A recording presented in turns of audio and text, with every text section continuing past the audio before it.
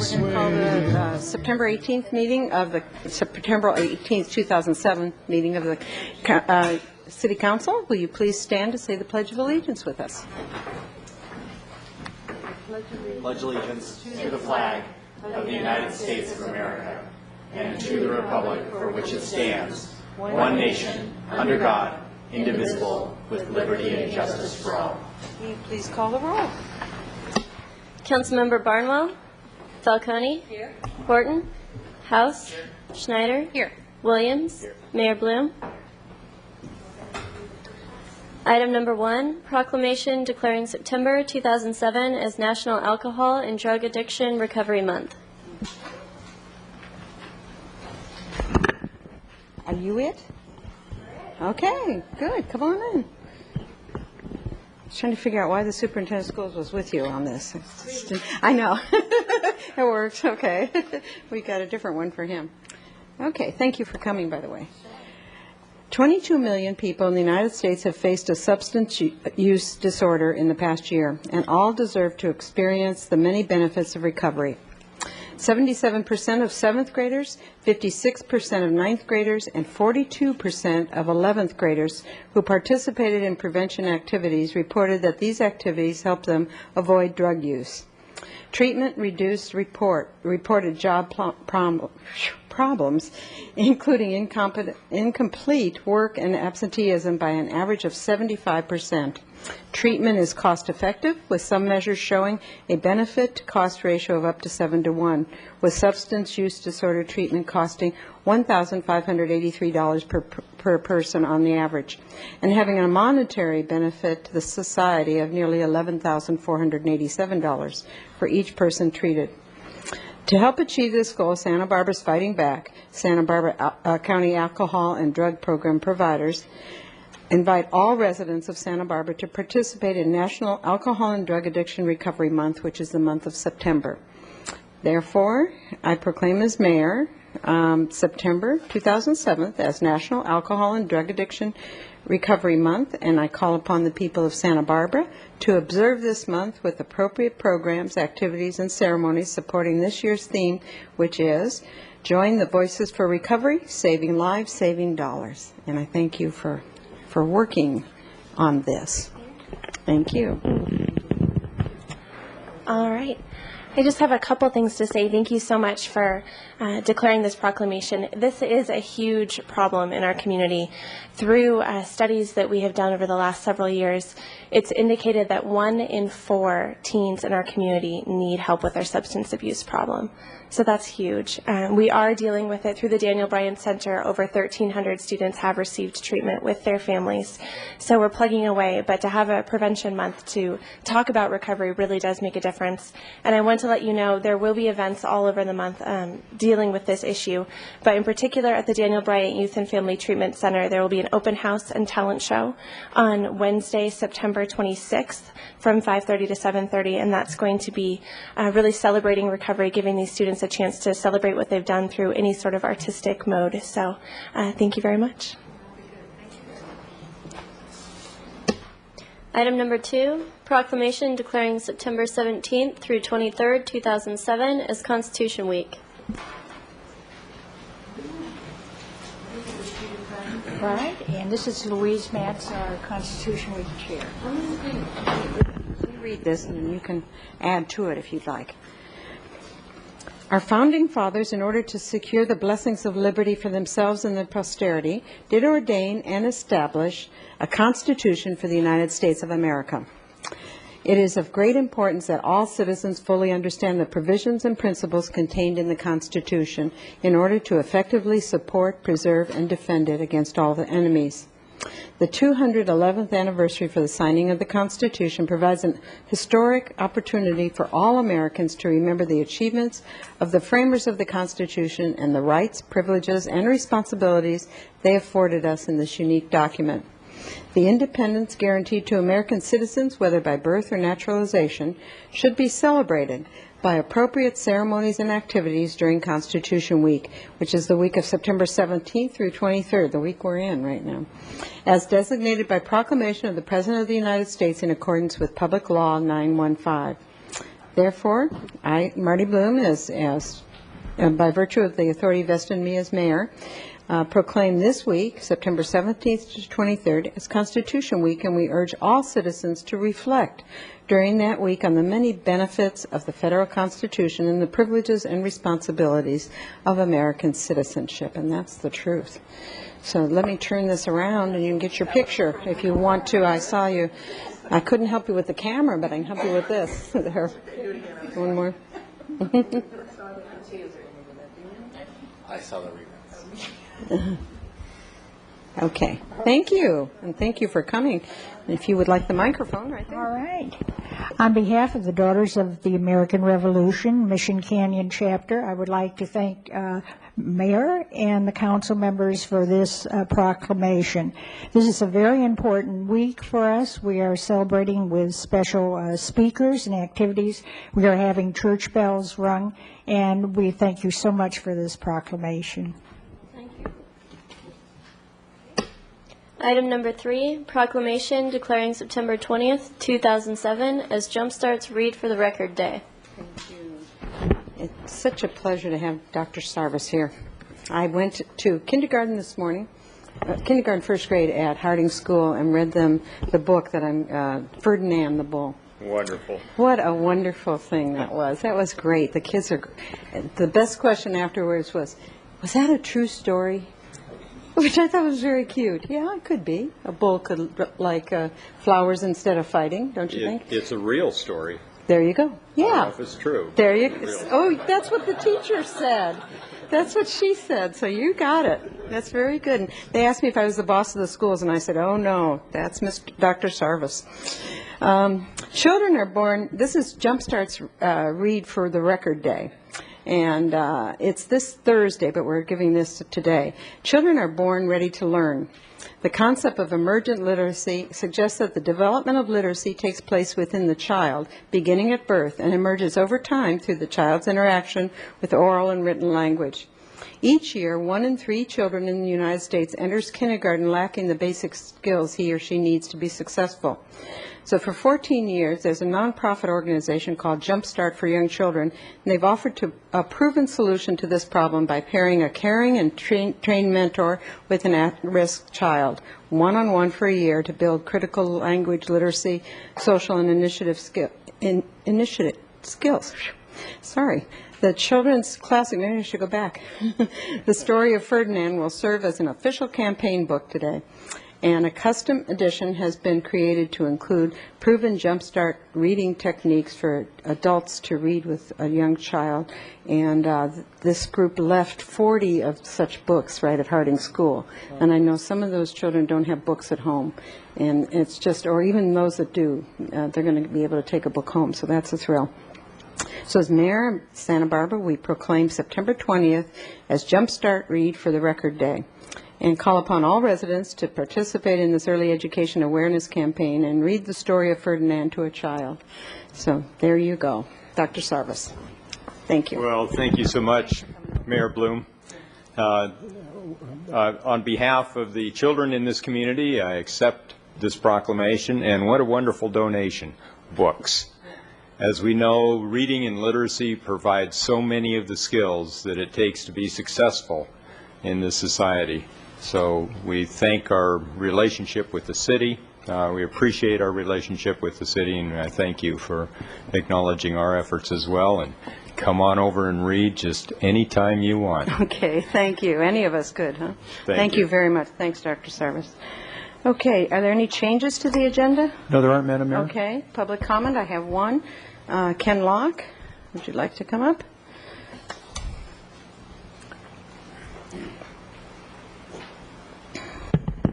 My name is Kenneth Locke. I brought up the word ignorance, or ignorant, last time I spoke. Through the information I'm sharing in relation to the arts, in relation to art history, and the abstract art movement of the 20th century, I bring kind of a complete knowledge in relation to that completion. It provides the means for understanding who actually made a contribution historically as a collective group of individuals through the 20th century. The With this knowledge that I bring, it's valuable information. It provides people with kind of a background. It's going to be like required knowledge that is important that communities understand in relation, if they have a relationship with art. But the problem with making this knowledge available is that there'll be people who will not learn it, know it, put it behind them, kind of thing. And then technically that'll be the ignorant.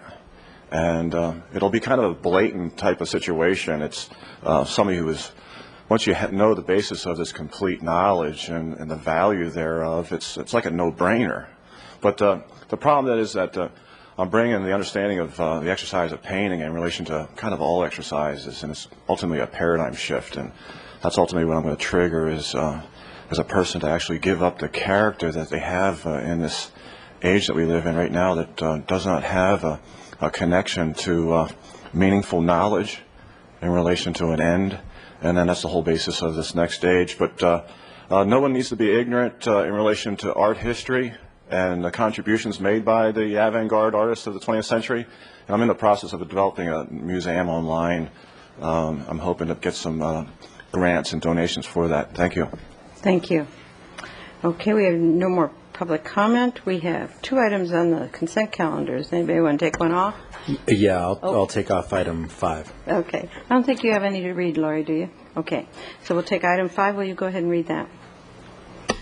Item number 5, approval of vendor for landscape maintenance at El Estero Wastewater Treatment Plant. Okay. Mr. Williams. I was just noticing this, and I guess my question is if, because it's a year-to-year agreement, if before the next agreement, can we just check in with the Parks Department and see if it would have some efficiency for us to be doing this maintenance ourselves, and perhaps that might change from year to year because depending on how close to a new FTE, a full-time equivalent that they need to be. So I know you had a conversation with them before, but you might be able to respond to that. Okay. Mayor Ms. Bloom, Bjork. Councilmember Dawes, I'm Rebecca Bjork, Wastewater System Manager. Yes, we have spoken informally about this with Parks Department in the past, and we certainly are willing to do so again. It's a beautiful garden, and we're interested in making sure it's maintained to the best of our abilities, so that would be in our interest. Thank you. Okay. Thank you, Rebecca. Okay, thank you. You don't need to vote on it separately, obviously. Okay. Can I have a motion for the consent calendar? Move the consent calendar. Okay, second? Second. Okay. All those in favor, please say aye. Aye. Opposed? Okay. Report from the Finance Committee. Mr. Williams. The Finance Committee met today at 1 o'clock and discussed the allocation of home funds to the Housing Authority to acquire a property on De La Vina Street that the Housing Authority has been offered at below market value. It would acquire 8 rental units, 5 of which are Section 8, and would definitely be able to protect those as affordable rentals into at least the next 60 years would be the covenant, and we'll bring it to council, of course. Okay. Okay, thank you. I don't think it's on the calendar for today, so a different... No, okay. subsequent agenda. Okay, thank you. Let's see, we're on to item number 7. Item number 7, update on performance management program and fiscal year 2007 department performance highlights. Okay. Mr. Armstrong. Yes, Madam Mayor and members of the council.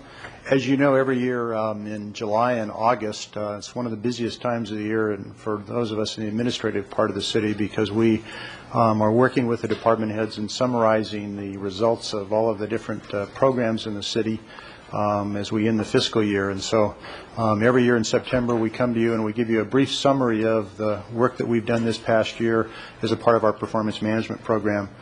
Today what I'd like to do as a part of the program is describe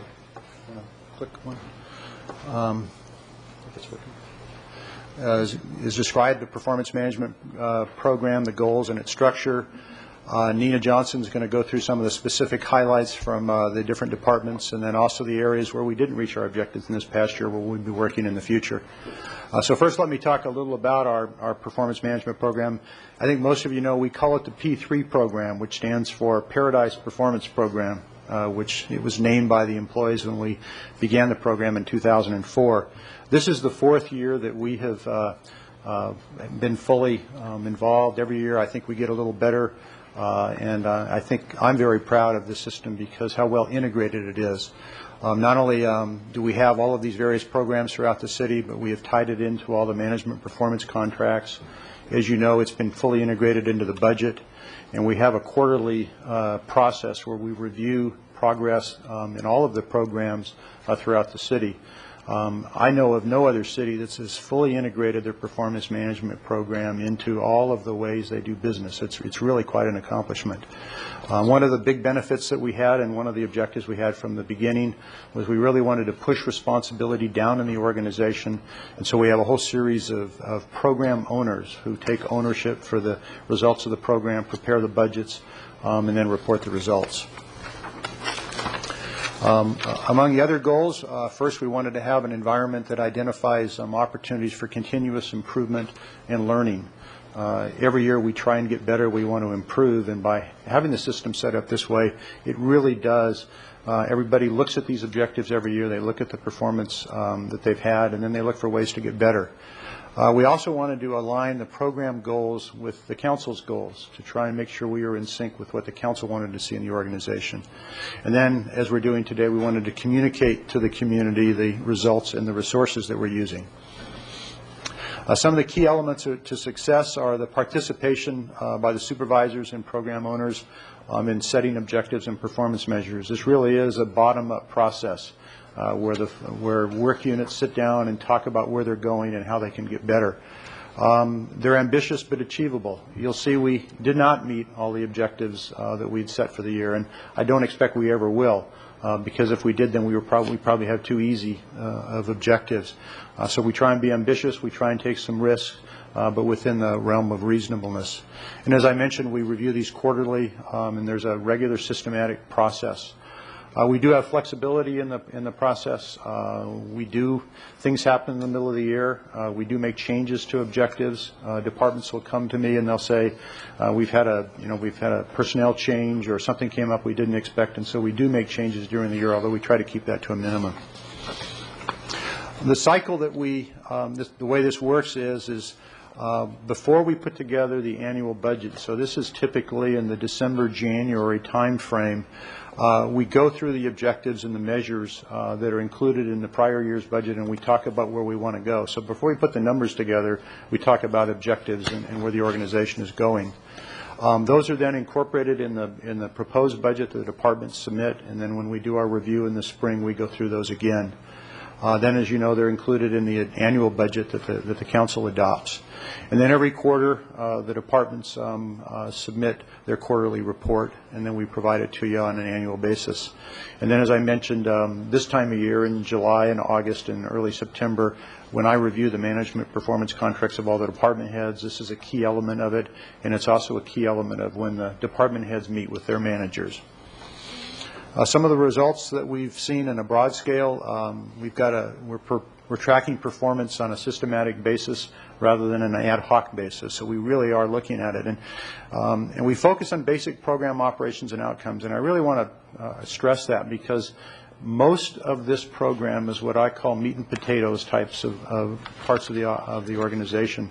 It's not the stuff that makes headlines, but it's key to the day-to-day business of the city, whether it's response times from the police department or cleaning up sewer spills or the operation of El Estero wastewater treatment plant.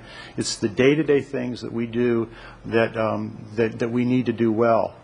But if you're located in one of those operations, if you're the program owner of one of these programs in the city, these are the things that you deal in and day out, and that's what the focus here is. It's not the high-profile projects that get attention at a council meeting or in the newspaper, but really the basic operation of the city.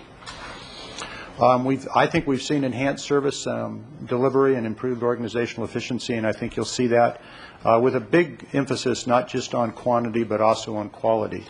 As you've seen in the budget, many of the departments now on a regular basis do customer satisfaction surveys, and we've really built that into the process.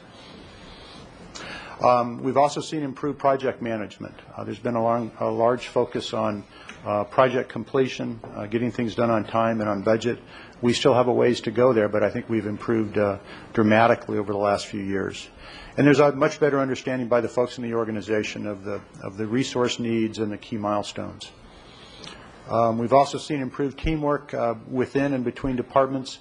As departments identify their specific goals, they come to the realization that things can't be done in one department alone. Many of the issues we deal with as a city cross many departments. And I've given you a couple examples there. The neighborhood improvement program is a classic example of 3, 4, 5 departments working together to meet their objectives. And as you know, the sustainability program is very similar. It's not just one department that will make the organization more sustainable. It's all of the departments working together. We also have some citywide indicators, so it's not just within one program area, but they're information we track citywide and is also included in performance contracts. That includes sick leave, lost hours due to injury, work schedules, performance evaluations completed on time, and employee training hours. And we've seen some dramatic results in those areas. I want to briefly go through those. As you can see, this is lost hours due to injury in the city. And over the last 4 years, you can see we've gone from 40,000 lost time hours down to 22,000, which is a decline of 44%. If you view a typical employee works a little less than 2,000 hours a year, that's the equivalent of about 20 man years or woman years of reduction in lost time hours we've seen. Okay, Ms. Falcone has a question for you. Thank you. Just very briefly, I was wondering whether or not you were able to quantify as one department had more saved hours over another, and I'm thinking specifically of public safety. We track it not only by department, but actually by program and division.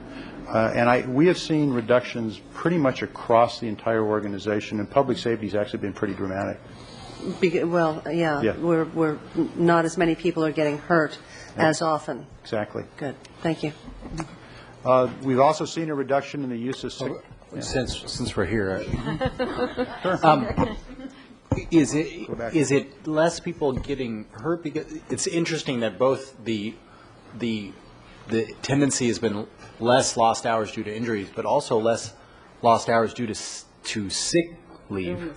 So either our employees are vastly more healthy, or the morale is up, and they're not necessarily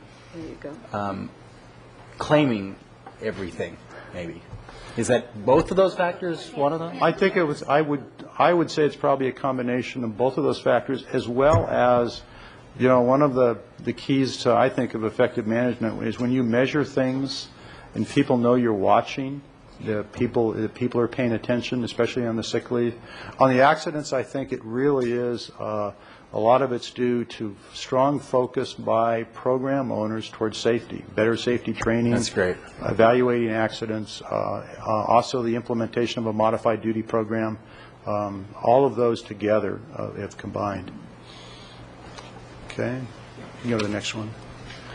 We've also seen a reduction in vehicle collisions. As you know, we have a fleet of over 600 vehicles in the city, and this is something that we've really focused on. I guess that would be the light blue is those that were preventable, and then the total, and you can see we've had a reduction really in both of those. But still, in my opinion, 91 vehicle accidents is still a lot. It's something we still have to focus on. Employee training, you know, we have the LEAP program. We're now averaging 16 hours per employee per year enrollment in the LEAP program. That's up from 13 in fiscal year 06. This has been a huge area of emphasis for us. And this is in addition to all of the specific training that our employees do. This is more of the supervision skills, customer service skills, things like that. In addition, most of our employees do a lot of technical training, specifically related to their job duties. And then one that we're real proud of, and Councilmember Schneider, I think, will appreciate this, is that now we're getting 87% of all employee evaluations completed on time. I told another city manager that we were at this level, and he just couldn't believe it. He'd never heard of a city at this level.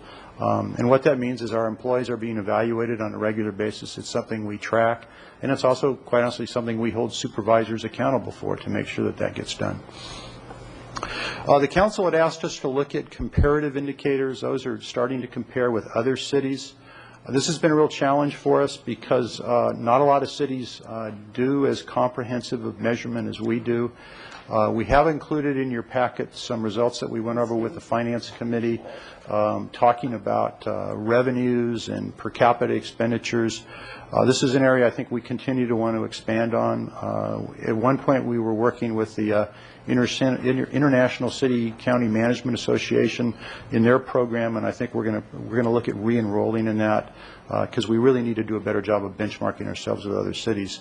The data you have there is from 5 other California cities that agreed to exchange data with us because they were interested in it, but I think we need to do more in that area. Now I want to turn it over to Nina Johnson, who's the assistant to the city administrator and has really been one of the key individuals in this program, working with the program owners from throughout the departments to kind of put this program together and help get it institutionalized in the organization. And Nina's going to go through the some of the highlights of the performance. And again, remember, with all of the programs in the city, we just had to pick out some of the key performance indicators. But if you'd like to see the detail, I've got reports in my office literally from every program in the city. So Nina? Okay, Ms. Johnson. Thank you. Madam Mayor and council members, from this point forward in the presentation, I'd like to cover the performance highlights from fiscal year 2007.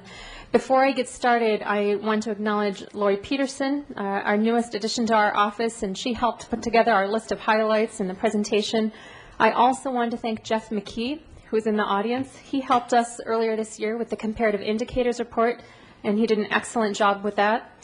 I also wanted to thank our P3 advisors. We've got some of them in the audience here today or watching at their department. They are basically moving forward with the program in their department and making sure that everything's coordinated month to month. They're really keeping things moving, so we thank them for their hard work.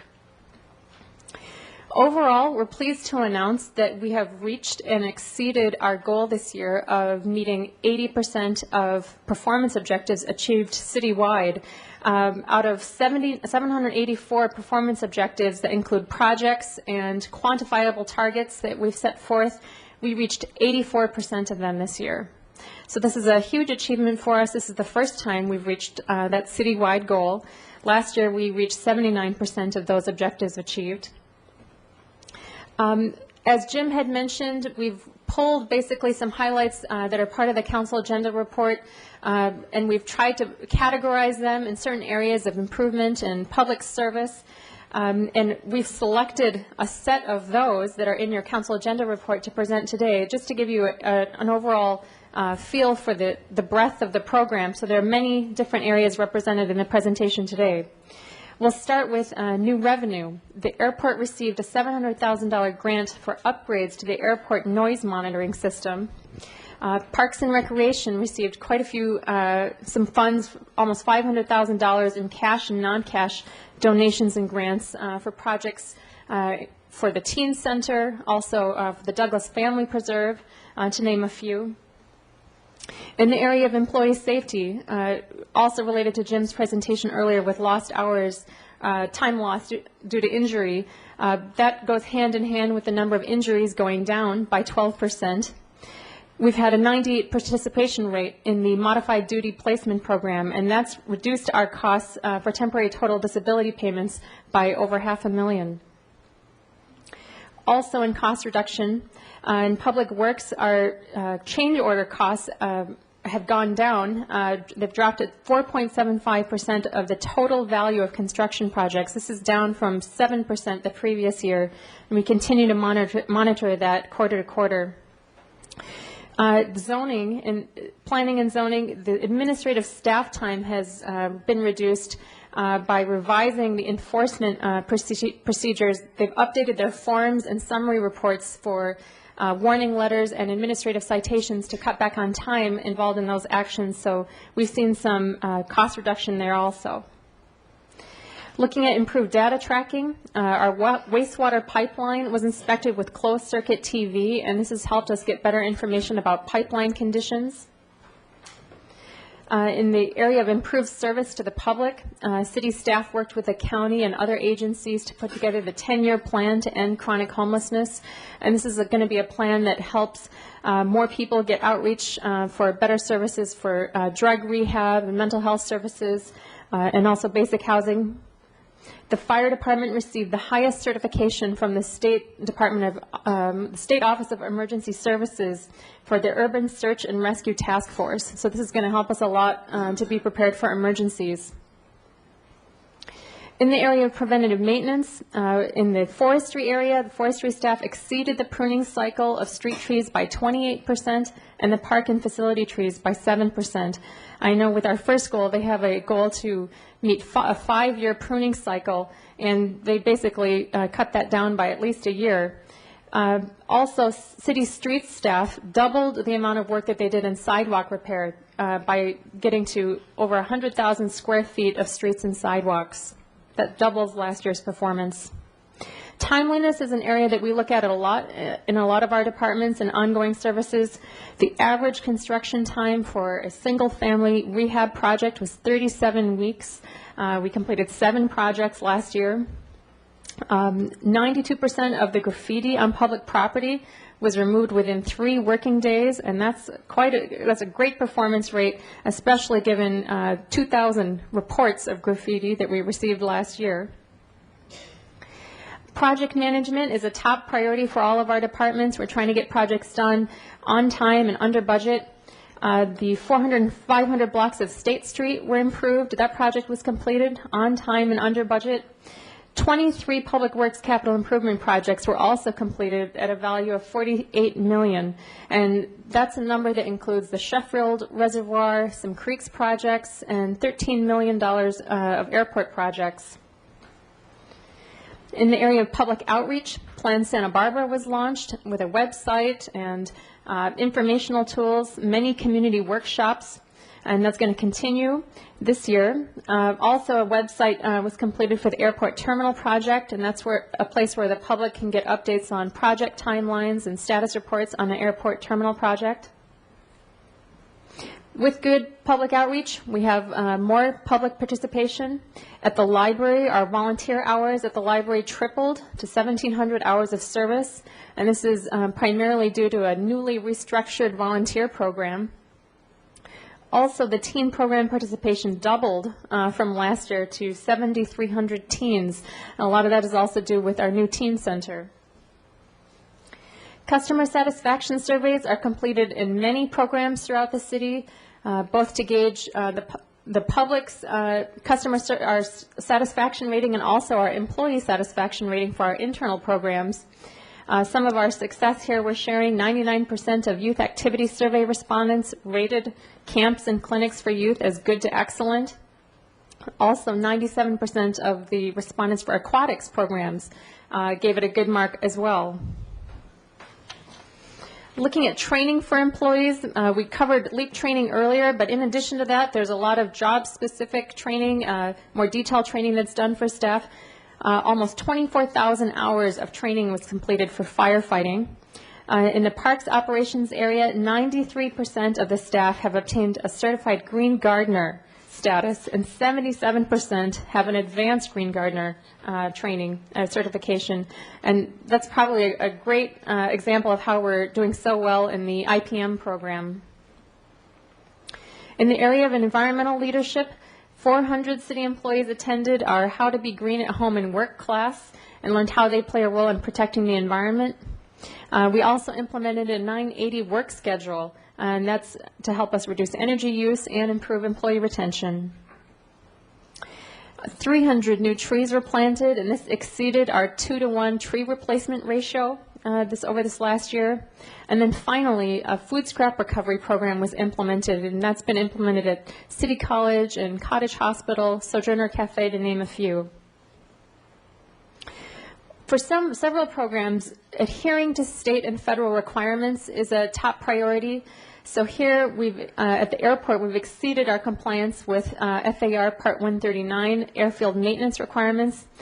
In the area of wastewater treatment, we achieved a 100% compliance rate with the local air emission standards.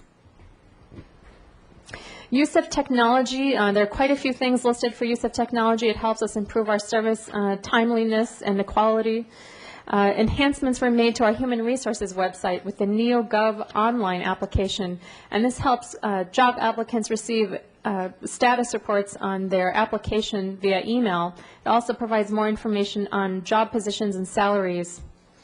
At the library, the Electronic Live Homework Assistance program was implemented, and they're now averaging about 200 sessions a month as part of that program. Looking at some special projects completed, the Tecolollotito Creek relocation project was completed. Also, the schematic design of the airline terminal project. The Teen Center was completed in March, and it's been busy since then. Staff also worked with Union Pacific to sign a memorandum of understanding for the maintenance of 6 miles of railroad corridor. This is significant as it's the first agreement of this type in California for a maintenance agreement of this type. At the airport, we reached the point of objectives not met. These are areas where we just barely missed it, and we're working on improving these areas.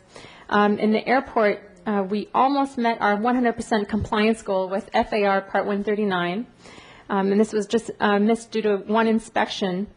In the Faulkner Gallery, we are planning to wire the Faulkner Gallery at the library for live meetings, and the equipment to televise those meetings wasn't installed last year, but we're moving forward on that, and it should be done fall of this year.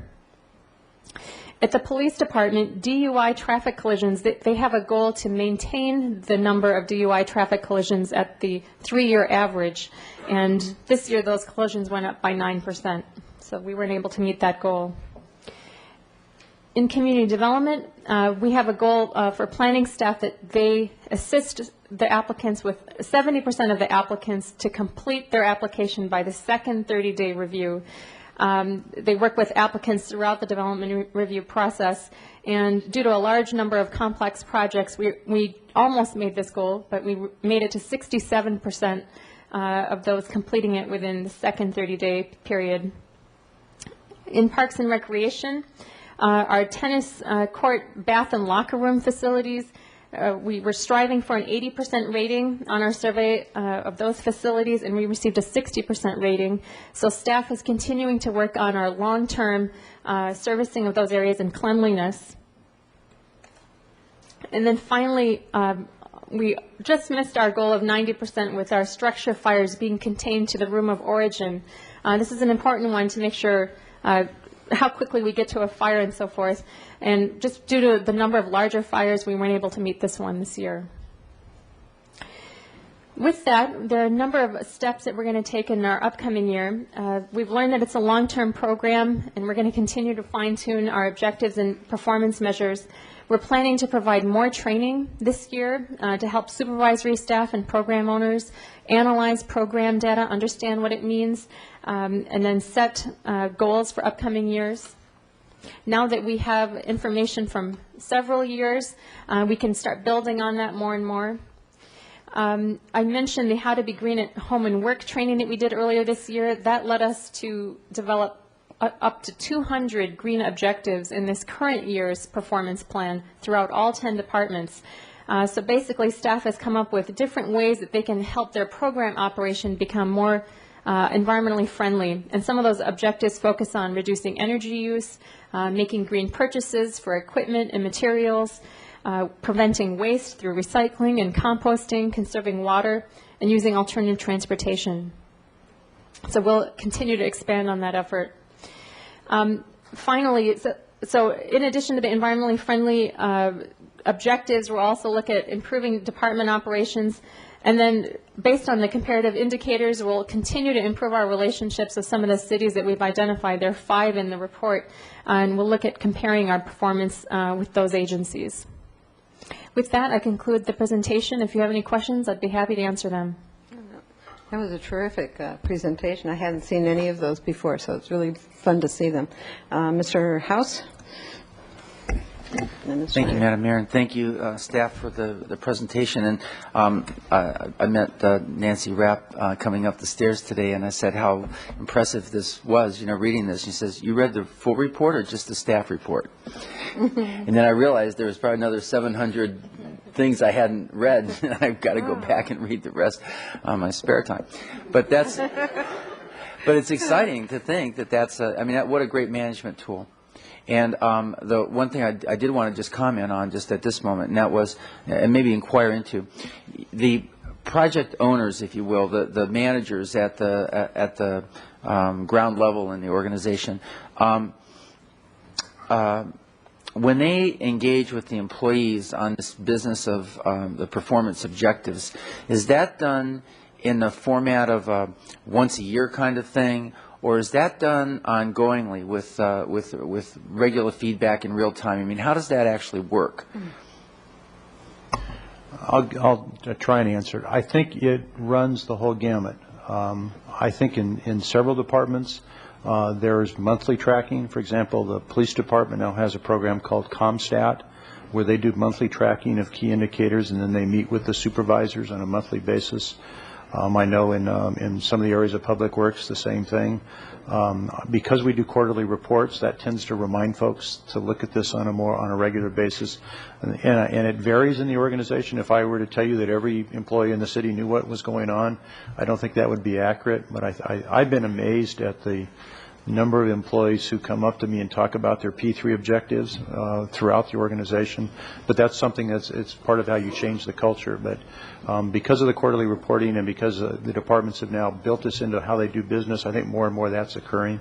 So it's part of the discourse, if you will, the normal everydayness. I think that's when it can be really incredibly powerful. I noticed that a number of the environmentally sounding objectives were also had another benefit, and that is they were efficiency improvers, or they were resource reducers, or things like that. And how does that fit into us in terms of meeting our budget goals when we're talking about, we're using, you've now got it so that whenever we get our budget, you've got P3 objectives included in our report, and you even have, for many of these staff reports that we get, you've got sustainability objectives identified, which obviously tie back to some performance objective. How does that work in terms of our overarching goal to increase efficiency? I think they all go together. If I were to try and say, okay, because of the sustainability objectives, we've saved so much money, I don't know how you would do it, because so many of these are interrelated. And in some cases, we do it because it's the right thing to do. Sometimes it costs more to do it. Mm-hmm. Mm-hmm. But it seems to me like there's an efficiency. When I say efficiency, I don't just mean physically either. I've noticed that you've been able to reduce the numbers of staff working on particular kinds of reporting because you shifted to a new reporting method, or another communication system that the police department brought in, things like that. And it seems like there's a resource efficiency in terms of human resources in many cases. Now, IPM's the other side of the coin. IPM takes more staff, and it seems like there's a sort of a burden for us to do the right thing. On the other hand, that's a key goal for our community. So I guess you're right, there is going to be a balance there.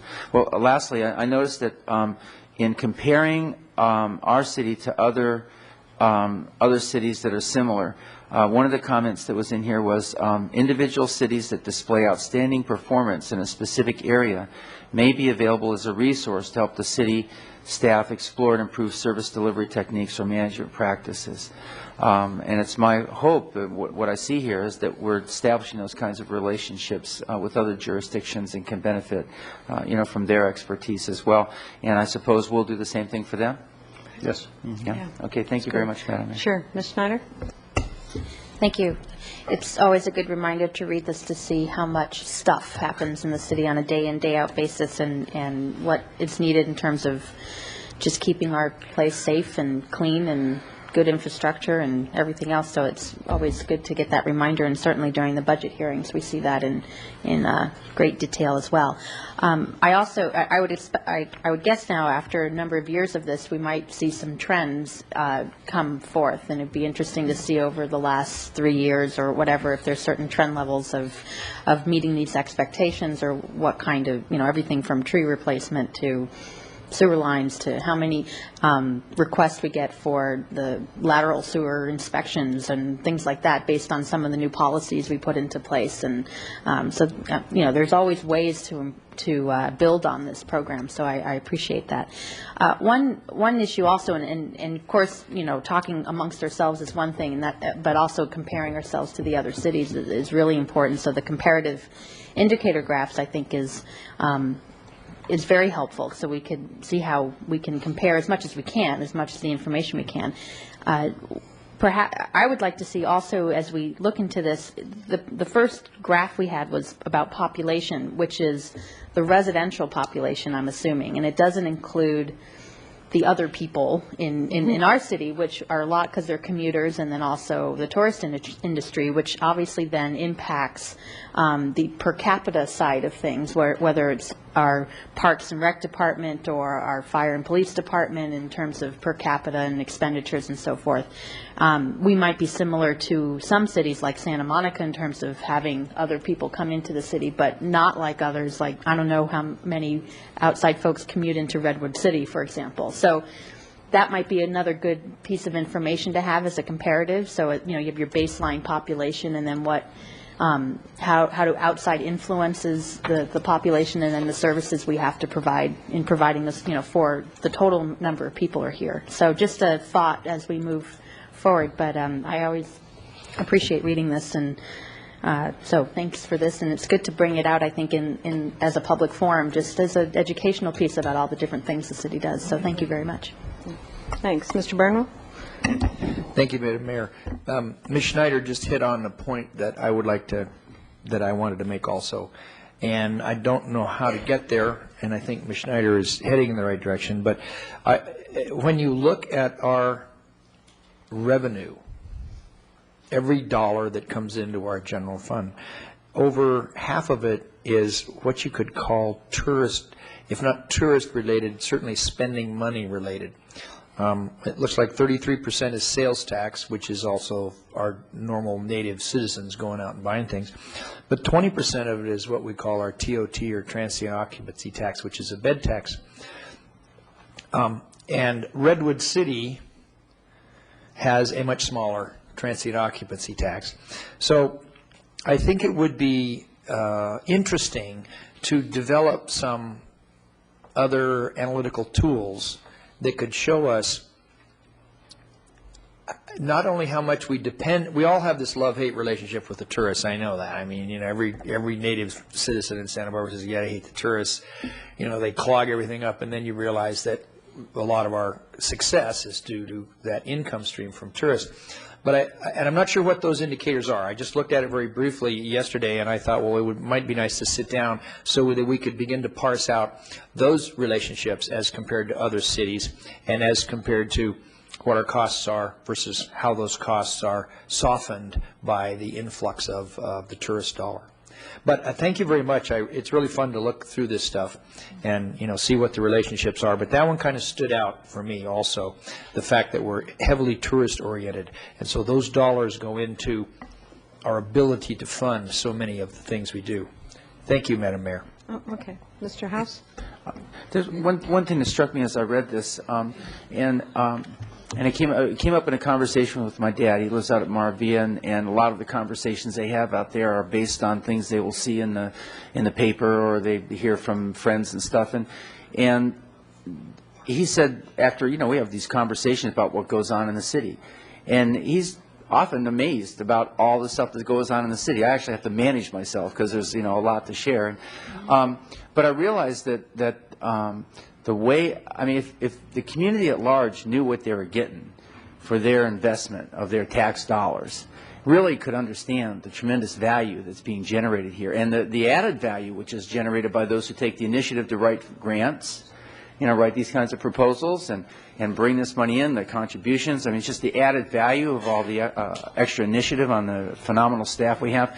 I would be very interested to know how we could take and communicate some of this to our community in maybe new ways. We have Channel 18, we have the administrator's report that gets sent out, but I'm very interested to know what we can use, what avenues and vehicles we can use to share with our constituents really the breadth and the depth of the tremendous work that's being done. And yes, there's room for growth in every place and things that we can do better, and we're working on those, but I think that all of that needs somehow to be better communicated to the community as a whole. I know we're doing it with, again, point Ms. Rapp back there, but she's got the wonderful report from the Parks and Recreation Department when they come out with their schedules, and they share things like that there. But I really think there's almost a marketing component here where people need to really know what's going on in their town. And right now, we really don't have avenues like that to communicate, and I'd like to see us maybe work a little harder in that area. Okay. Thank you, and thank you for the report. Thanks. Okay, item number 8, please. Item number 8, funding allocation of the City of Santa Barbara Community Promotion Grants in contract with the Santa Barbara County Arts Commission for fiscal year 2008. Okay.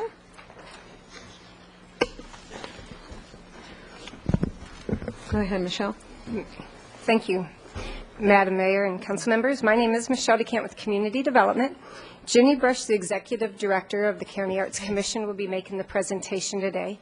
And I believe you know this, but just as a reminder that the city does contract with the county for services for our City Arts Advisory Committee, the Community Events and Festival, as well as the VAP, the Visual Arts and Public Places Committee.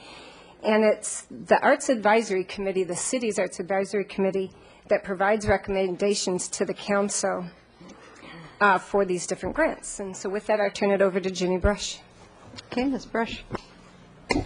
Mayor Bloom, members of council, thank you for an opportunity to update you on this year's grant process.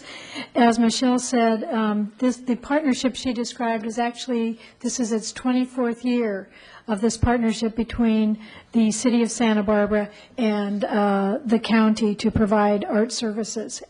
I work as staff, as Michelle mentioned, to the Arts Advisory. What I'd like to do now is present a brief summary of this year's community promotions grants, the process, and the recommendations.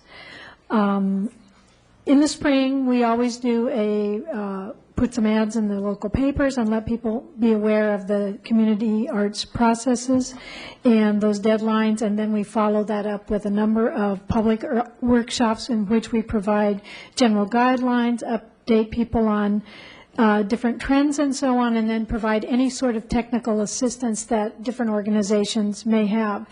We have found that this is particularly important for those new organizations that aren't familiar with doing a grant for the first time, what's required, and to give them some guidelines.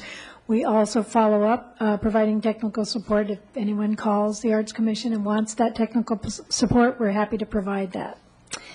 On this year, on July 5th, the Community Arts Subcommittee of Arts Advisory met and reviewed all of the community arts grants. Community arts grants are those that fund smaller artist-based and neighborhood grants, projects and programs. The maximum allocation for community arts grants currently is $4,000.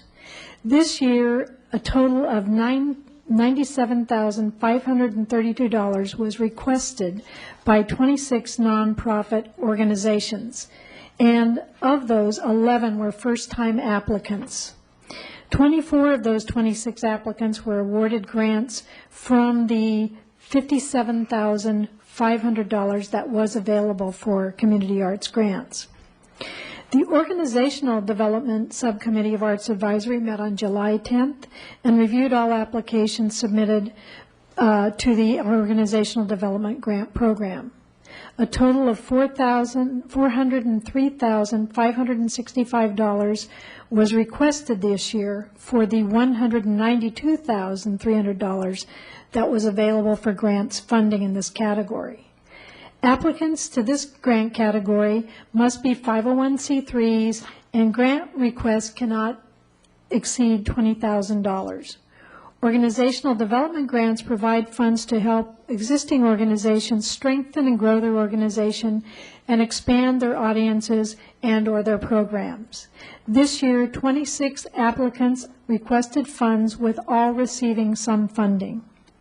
And I just want to make some general observations that all of the subcommittees discussed in terms of looking at it. And this year, we noticed that there was an increase in grant requests for funds for programs for youth and to provide greater access to underserved audiences in the city. Many of the organizational development grants will be used this year to expand the diversity of audiences to include broader generational, cultural, and ethnic support. And also, there was a trend to leverage media and to increase efficiency and the reach of these organizations. We also, each year, I think, see a little bit more evidence of the willingness to partner with other nonprofit organizations with complementary programming so that we all operate more efficiently and reach more members of the community. On July 19th, City Arts Advisory Committee reviewed and approved this year's Community Arts and Organizational Development grants. The Events and Festivals Committee met on June 26th and 27th to review applications and interview organization applicants for events and festivals grants and made their recommendations. Events and festivals grant, just so you know, are those that help promote arts and cultural events specifically in the off-season. The idea here being to increase tourism and generate income by bringing people from out of town to Santa Barbara in that off-season to stay overnight, eat in our restaurants, go to our local different types of entertainment, and again bring that money back to the city. This year there were 18 nonprofit organizations requesting $346,635 for the $143,000 that were available in this category through this competitive grant process. I did want to make note that this year the $60,000 in funding to the Santa Barbara International Film Festival that previously had been included in this category has now been made a line item in the separate in the city budget.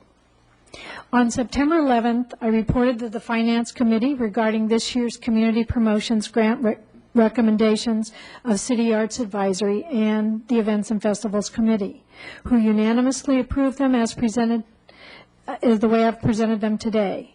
In those discussions, I did want to make note that in those meetings, suggestions were made to consider possible revisions to our grants, into the format of the grants, and those will be reviewed before the end of the year. I also want to mention, put in a plug for this year, the Arts Commission with the City Arts Advisory will host a reception for this year's grantees, those receiving awards, and that will be held at the Libero Theater on Thursday, September 27th at the Libero Theater Courtyard from 4:30 to 6:30. This is a great opportunity for those grant recipients to be aware of the other programs that their neighbors are doing, and it's a great chance to just encourage more of that networking and to make the general public, as was mentioned earlier, more aware of the important role that these grants play in the life of the city. At this time, I'd be happy to answer any questions that you may have about this year's grants program.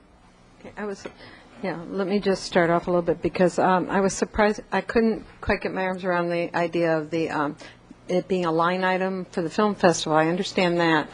But then I saw Solstice did get a grant. And aren't they also a line item? And I should have asked you this before. So if you... How did that go? This was one of the discussions that came out of the Finance Committee. Okay. Well, go ahead. I'm right that I'm confused. Okay. Colleen could report on that since Okay, Ms. Schneider? Yeah, thank you.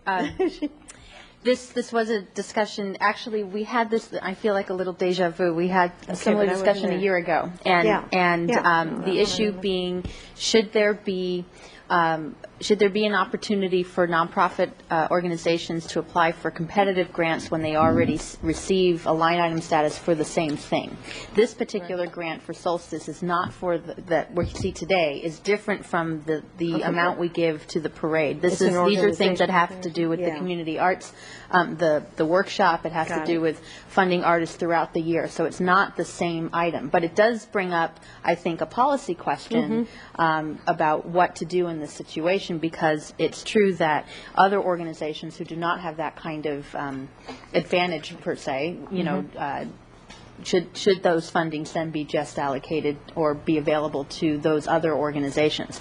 And I think that's a good policy decision and conversation to have. Last year, both Solstice and Old Spanish Days did apply for grants, and Solstice did receive similar to like what we're doing this year, and Old Spanish Days did not get funding because of the line item statusness or whatever the application process. So that's one item, and other things such as the which one is it, organizational development or the I think that one. I always get the two mixed up. The one with the $4,000 cap. That's the community arts grants. Community arts grants. That $4,000 cap for that level of competitive arts has been at the $4,000 level for a very long time. So the question remains, is the value of that $4,000 really helpful to those organizations, or should that be looked at again? So there's a number of different issues, and we talked about that at the Finance Committee and directed staff to come back to the Finance Committee by the end of the calendar year to address those options, so there's enough time for next year's grant process. Okay, good. I did get a call from John Robinson of the, I didn't get a call, I got an email from John Robinson of the Symphony, because he's a line item, too, for the 4th of July. Well, and that's a good example, because he's a line item for a particular concert on the 4th of July, but the Symphony does a whole lot of other programs. Especially the young and so children's that's thing. the policy question. Do you limit them for all the other programs because of one thing on one day? And that's the discussion we It's need a to good have. discussion, though, to have. Mr. Barton, I'm sorry, Mr. Williams, I cut you off before and didn't mean to, and then Mr. Barnwell. Sure. The part of that is sort of, we want to create a way for funding of programs to be somehow transparent to the public. Right. If you have multiple funding streams, all that originate from the city to the same entity, if you were a member of the public and looking at our budget document, it would be very difficult for you to ascertain how much money we give to a certain organization or other. And that's just, in my mind, not a good practice. It might not be that we have a better alternative, and we might have to continue it, but if there was a way to be found to make that budgeting very transparent to the public, I think we're going to search for it. I just wanted to just comment that if you look at some of these programs, it's an incredible amount of good work that's happening in the community, targeted many of these towards youth, towards dance, towards activities that are an integral part of our strategy to deal with youth violence issues. And I think there's if people saw the amount of great organizations that we're funding, they'd be very proud of what their tax dollars are going to. It's very amazing, actually.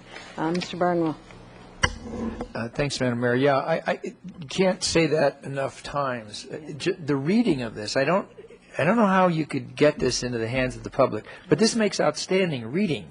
The various little groups and some of them are so modest in their requests, and yet they go forward and do all this good work. I have one question on, and I have 1,000 questions, but there's only one that I want to just actually bring up right now, and that is that on the, actually page 1 of the attachment, the Angels Bearing Gifts Community Arts Grant Recommendations, number 1, the last line there says that the committee unanimously agreed to award additional funds beyond the modest request of $500 to help support the org. How is that going to happen? How do they get? We're going to give them 1,000, right? They asked for 500. We're going to give them 1,000. That's correct. Is that the full amount of how we're going to additionally assist them? Is that they just asked for a modest amount, and we're going to give them more than that, right? This, again, was one of the topics that came up, or one of the discussion items at the Finance Committee. This was, it was unanimous in terms of, this was a first-time applicant who made what the committee felt was a very modest request for funds, and due to the nature, the public nature, the visibility of the project, and the impact of the project in the committee, in the community, was the feeling of those on the committee that they wanted to award them an additional $500. But the idea of awarding beyond the request was something that was addressed in the Finance Committee, and we'll be looking at. Clearly, giving somebody more than $500 is a good idea, because $500 can barely get you through a Saturday night if you go out and have a movie and popcorn. Maybe your Saturday night. Well, maybe a couple of Saturday nights. I can get a stretch for a month. But it's just heartwarming to see all of these organizations that help the developmentally disabled and the elderly and the youth and the arts and music, and I don't know what our solution will be to the prior discussion about larger umbrella organizations who have line item allocations then asking for additional monies on other projects. But I certainly believe with the Solstice, for example, with their new space that we've provided for them, they're going to be doing a whole heck of a lot more than just a parade. And so I personally would like to be able to find a way to maybe give it a different name or something as they come forward with these various requests. Anyway, thanks an awful. I want to also thank the boards, the committees that went through all of these. That's an arduous process, a lot of review, and we're deeply grateful for all the work, the volunteer work that went into it. Thank you, Madam Mayor. Okay. Could I just would like to speak to number one, that I do want to acknowledge those members that serve on the committee from Arts Advisory and from the Events and Festivals Committee. This really is an opportunity. It's a feel-good kind of thing to be able to read the applications that are submitted each year and to see the hard work that grassroots organizations, neighborhood organizations, and volunteers are doing to make, just to improve the cultural life of the city and to make the arts more accessible to those that are underserved. And I just also would like to make mention of, you had mentioned the Solstice Workshop, and I just want to say that I understand the idea of not having organizations apply in more than one category, but or to apply, be a line item and then apply, but I do want to mention that part of the discussion on the part of those on the committee reviewing the applications was a significant model that this presents, to have a neighborhood arts center that has artists available in residence to be able to get grassroots organizations and be available in community is certainly a model that I think we want to encourage. Okay. Thank you. We've got two people from the public, Mr. Shaw, to be followed by Ken Locke.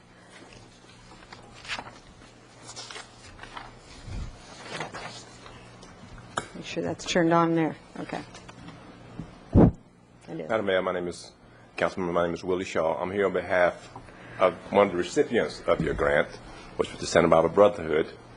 On behalf of them, I'd like to say thank you for this generous grant.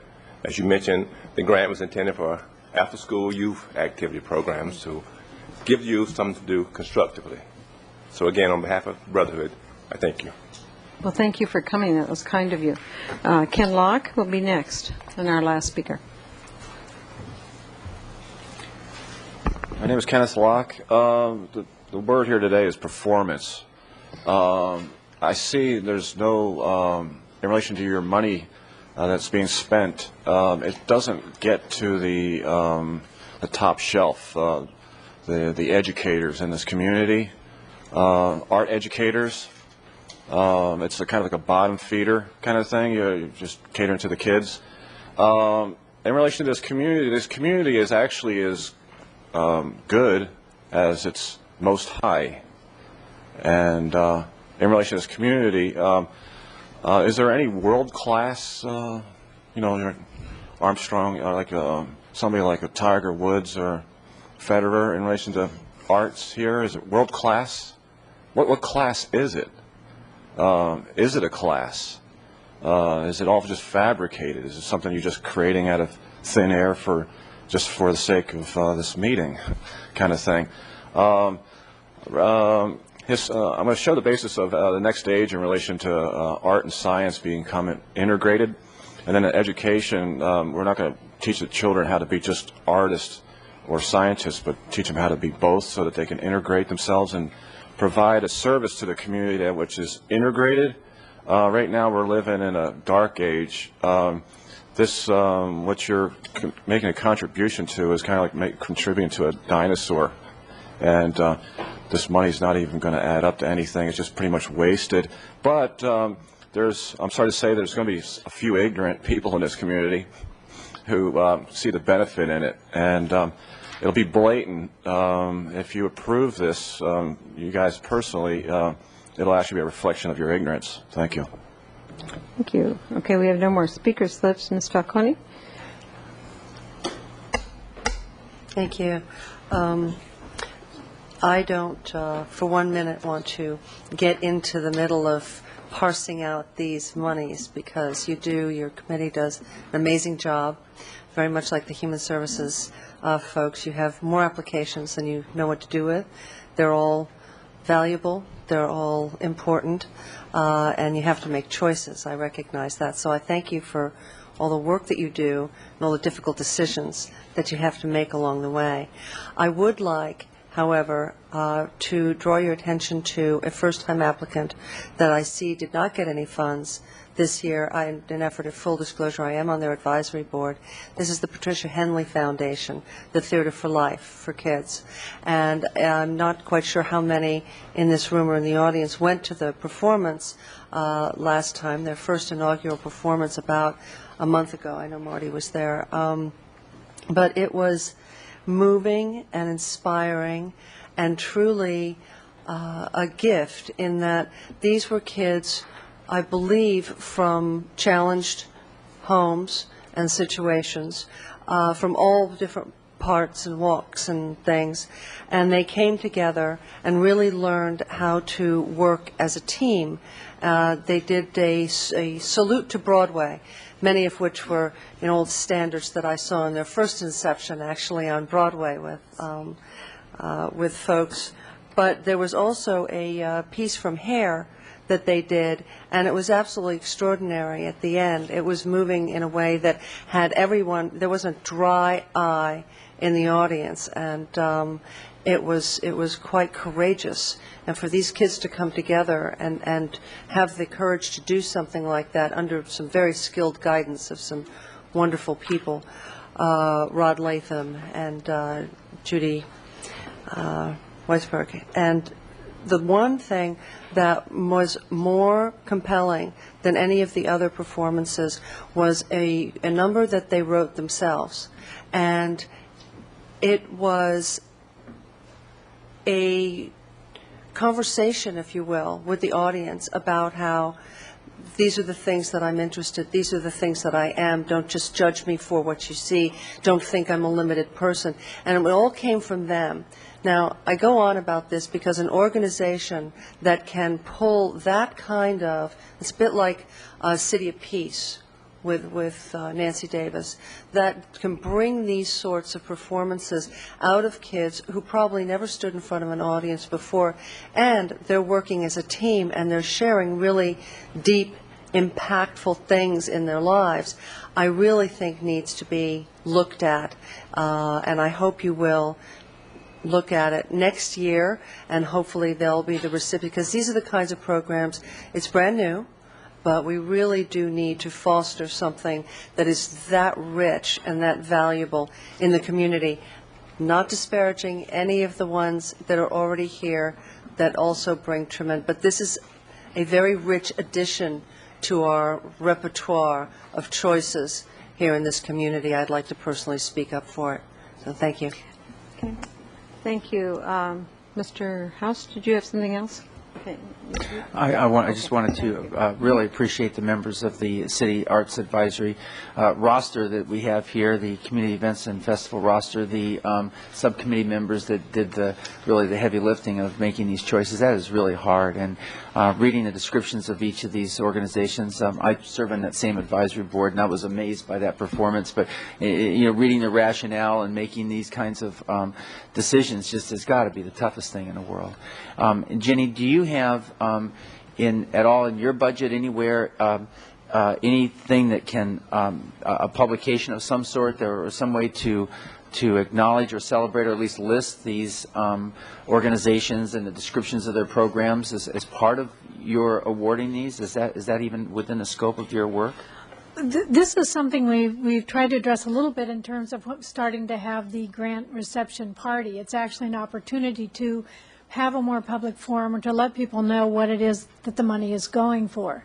So, and we've continue to include in the, I think your descriptions that you are getting over the last couple of years give a better sense of, for you, and those reports go out, telling you what each of the organizations are doing, and try to provide those comments where appropriate. And I just, at this point, want to take the opportunity to make a pitch for, there are lots of organizations, and you just described a fabulous one.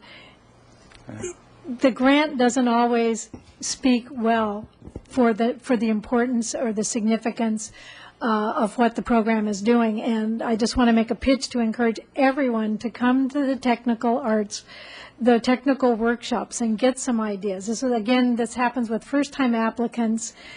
We can give them better guidance to make a stronger grant, and I just would like to use that opportunity. Which is a huge benefit of the whole program, and that they strengthen their grant writing ability, and then it opens up other opportunities. And that's one of the services that we try to provide, is the technical support. I would really hope that perhaps we can find somebody who could help contribute to provide a good program or something for that reception that would provide a descriptions that could be handed out or something, because that would be another way to assist in marketing these amazing programs, which truly, those of us even who are around a lot, this is news to some of us. I mean, some of these organizations maybe been around for a while. We haven't heard of them, and it would be really great to use that as a chance to shine a light on them. Madam Mayor, I'm just going to step ahead, if I may, and move that we approve the recommendations that we have here. Second. Madam Mayor, if I may, I need to. A grant is going to the Marge Luke Theater, and I sit directly on their board. Could the maker of the motion split that so that the Marge Luke is out of it for at least one portion, and then I have to recuse myself? If it's all right with the Seconder. It's fine. Okay, so we'll vote first on everything but the Marjorie Okay, Luke thank you, thing. Madam Mayor. Okay, all those in favor, please say aye. Aye. Opposed? Okay, now we need a motion on the Marjorie Luke. So moved. Move the Second. funding for Marjorie Luke. Okay, but Mr. Wiley has something to say here. Madam Mayor, because this item is not a consent agenda item, Mr. Barnwell really should leave the room at this point. But I thought Okay. Human Services we do. No? Okay. Okay, he'll step down. And we while you're walking out, Charlene Houston, do you want to come up?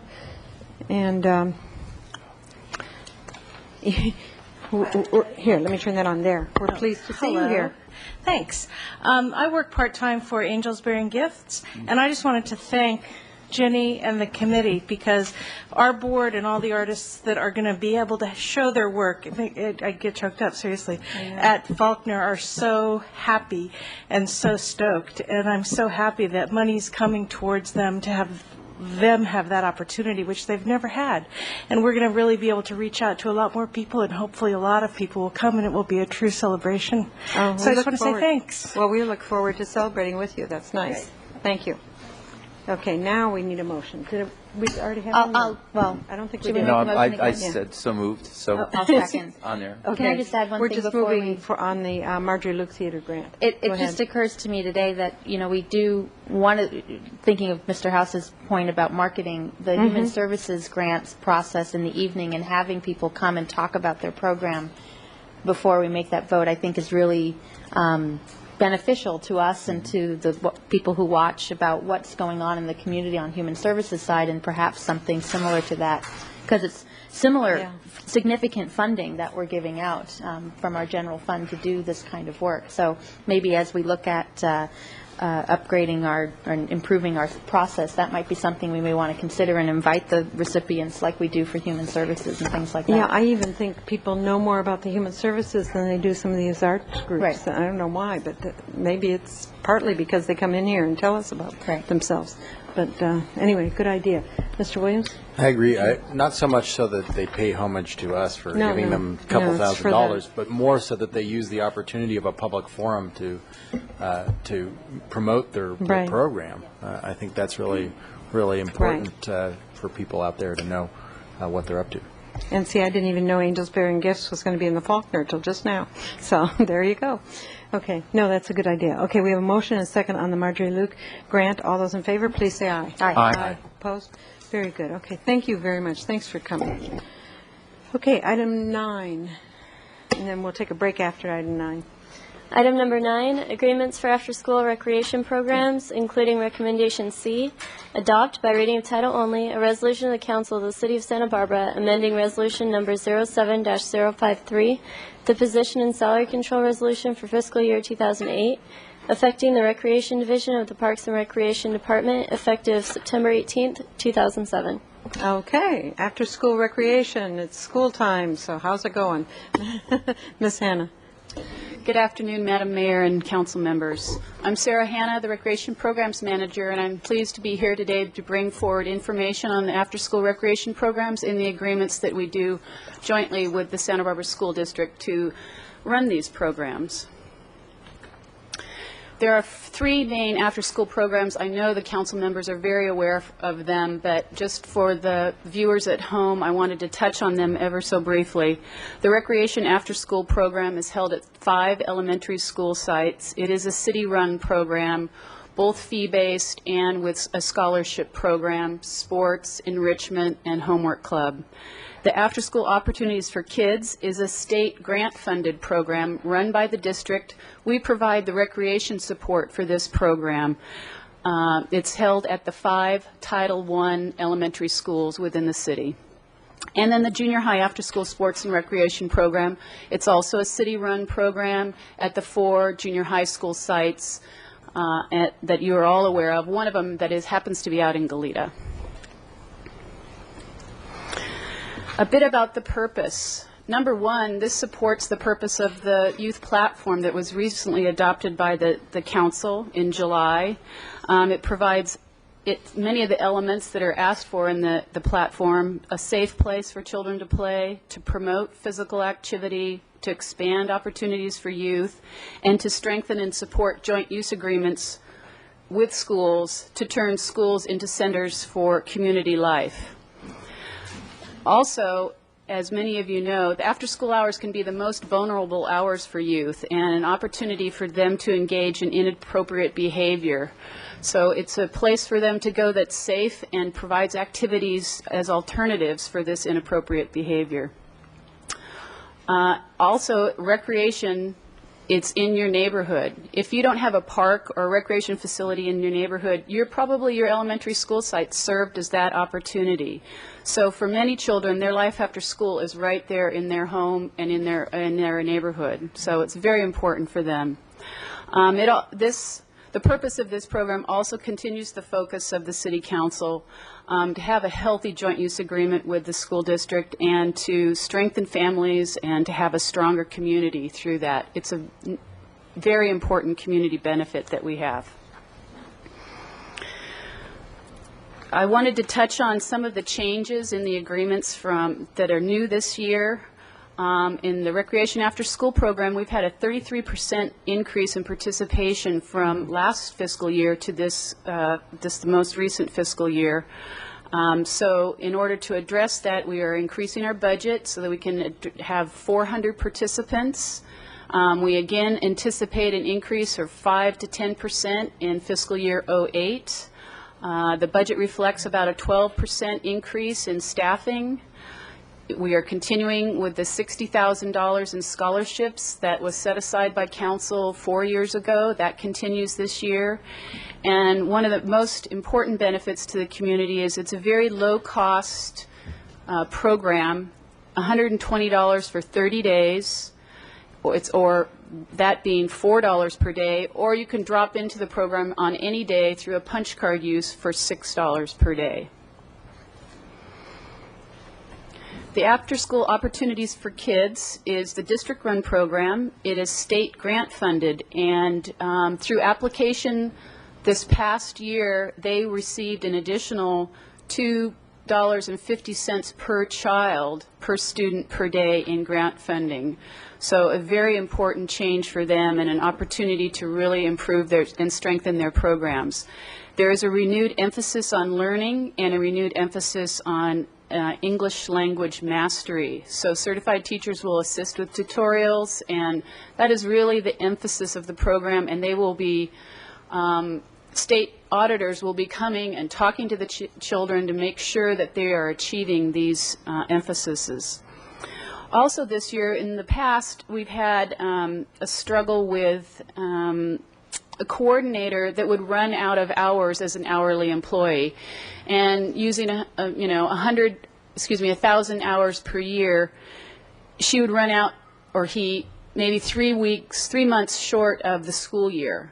So then we'd have to change up with a new coordinator. So we were able to eke out a little bit of extra money this year to have a 3/4 time AOK coordinator. This helps with the consistency of the program, the quality of the program, the interaction between principals and the city staff.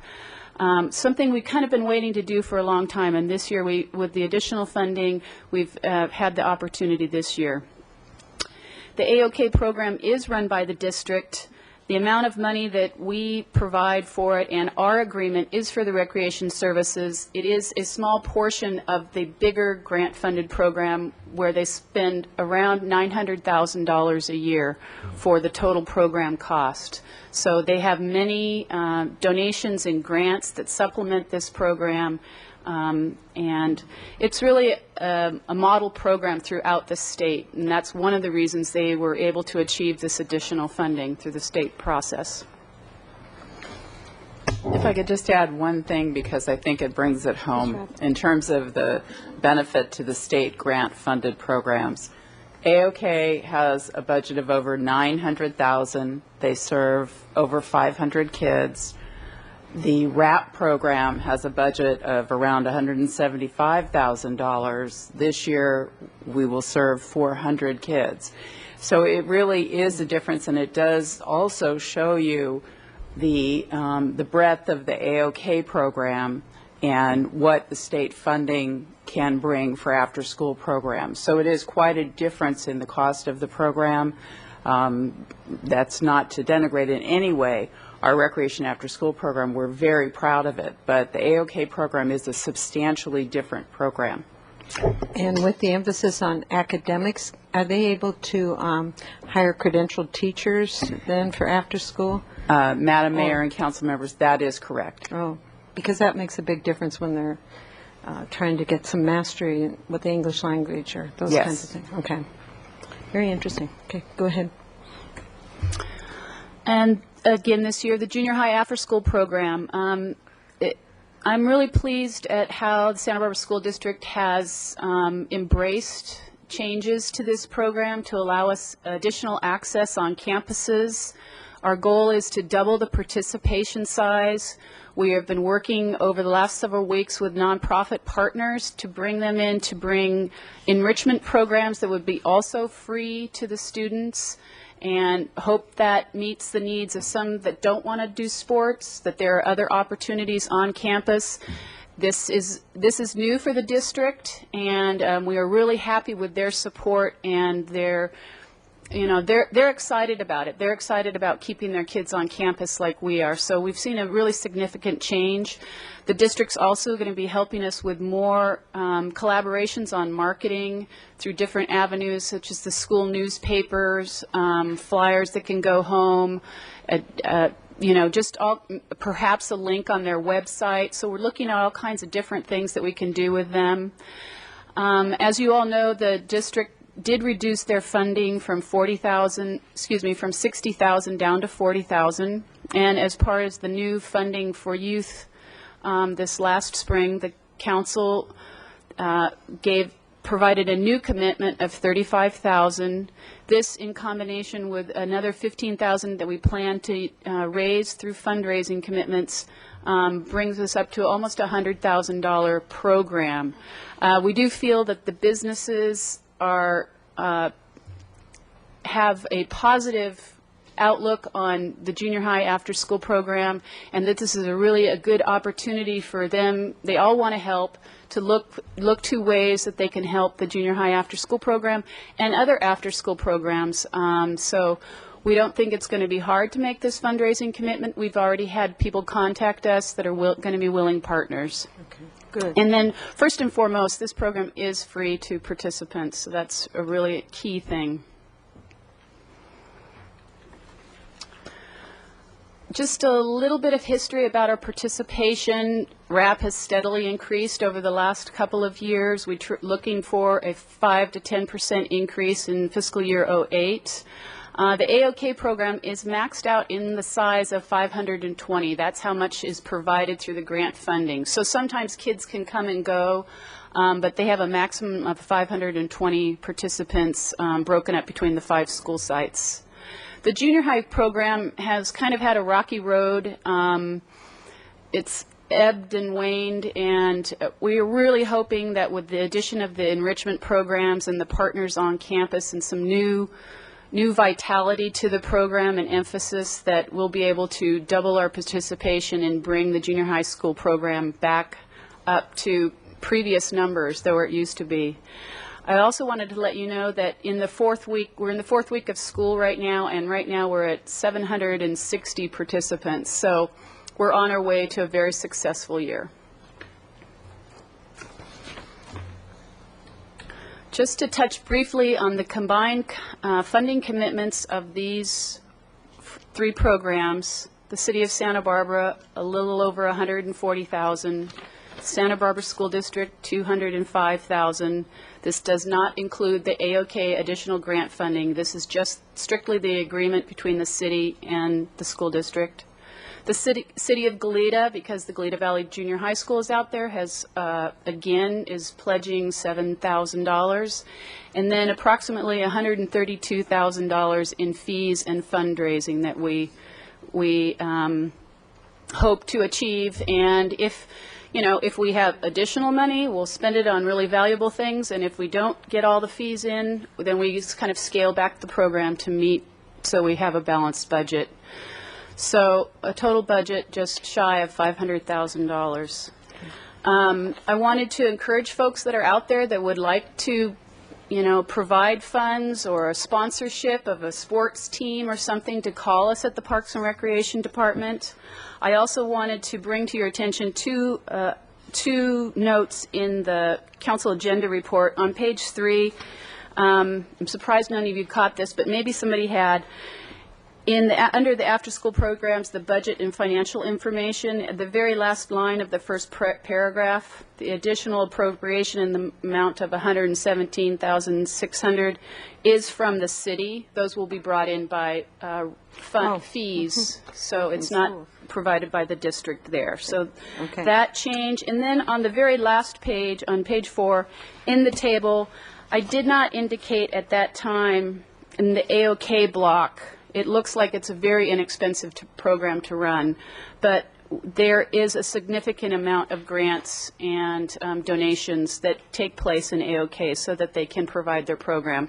This table just reflects the relationship in the agreements and the appropriations between the district and the city. Okay. So I know Nancy wanted to make a few more comments, so Ms. Rapp. Just, this report, it has, there are 3 different agreements that come out of our joint use agreement with the Santa Barbara school districts, and as Sarah referenced in her presentation, we are very much enjoying the strength of that collaboration at this time, and the school district's very obvious efforts to work with us to make these programs a larger success. And I just wanted to note that tomorrow morning at 9:30 on the steps of City Hall, we'll be having a press conference to talk about the new job grant with over $800,000 that will bring youth jobs and job trainings to the city.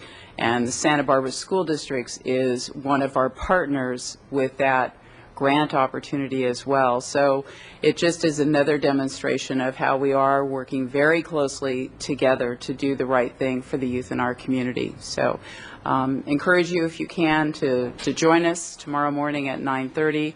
Very exciting time. We'll have a grant program that will serve over 100 youth, and we're anticipating that we'll have good perspectives for having this be a renewable grant that with our success can grow in future years.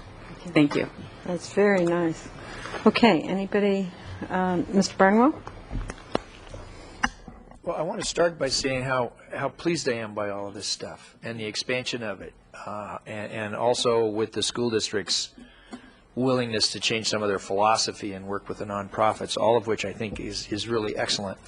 Am I correct that both the RAP and the AOK are at elementary level? I don't know how we get there, but most of the schools in the school district don't have after-school programs for what I will call the average and above average performing students, or the students who are not financially disabled. These programs are focused on students that are having homework problems or who may have financial problems and can't participate in some after-school programs.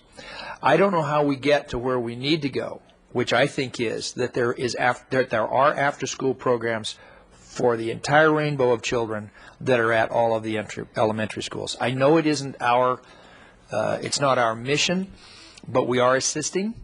And as you talk with the school district and we talk about additional funding, that is a huge hole.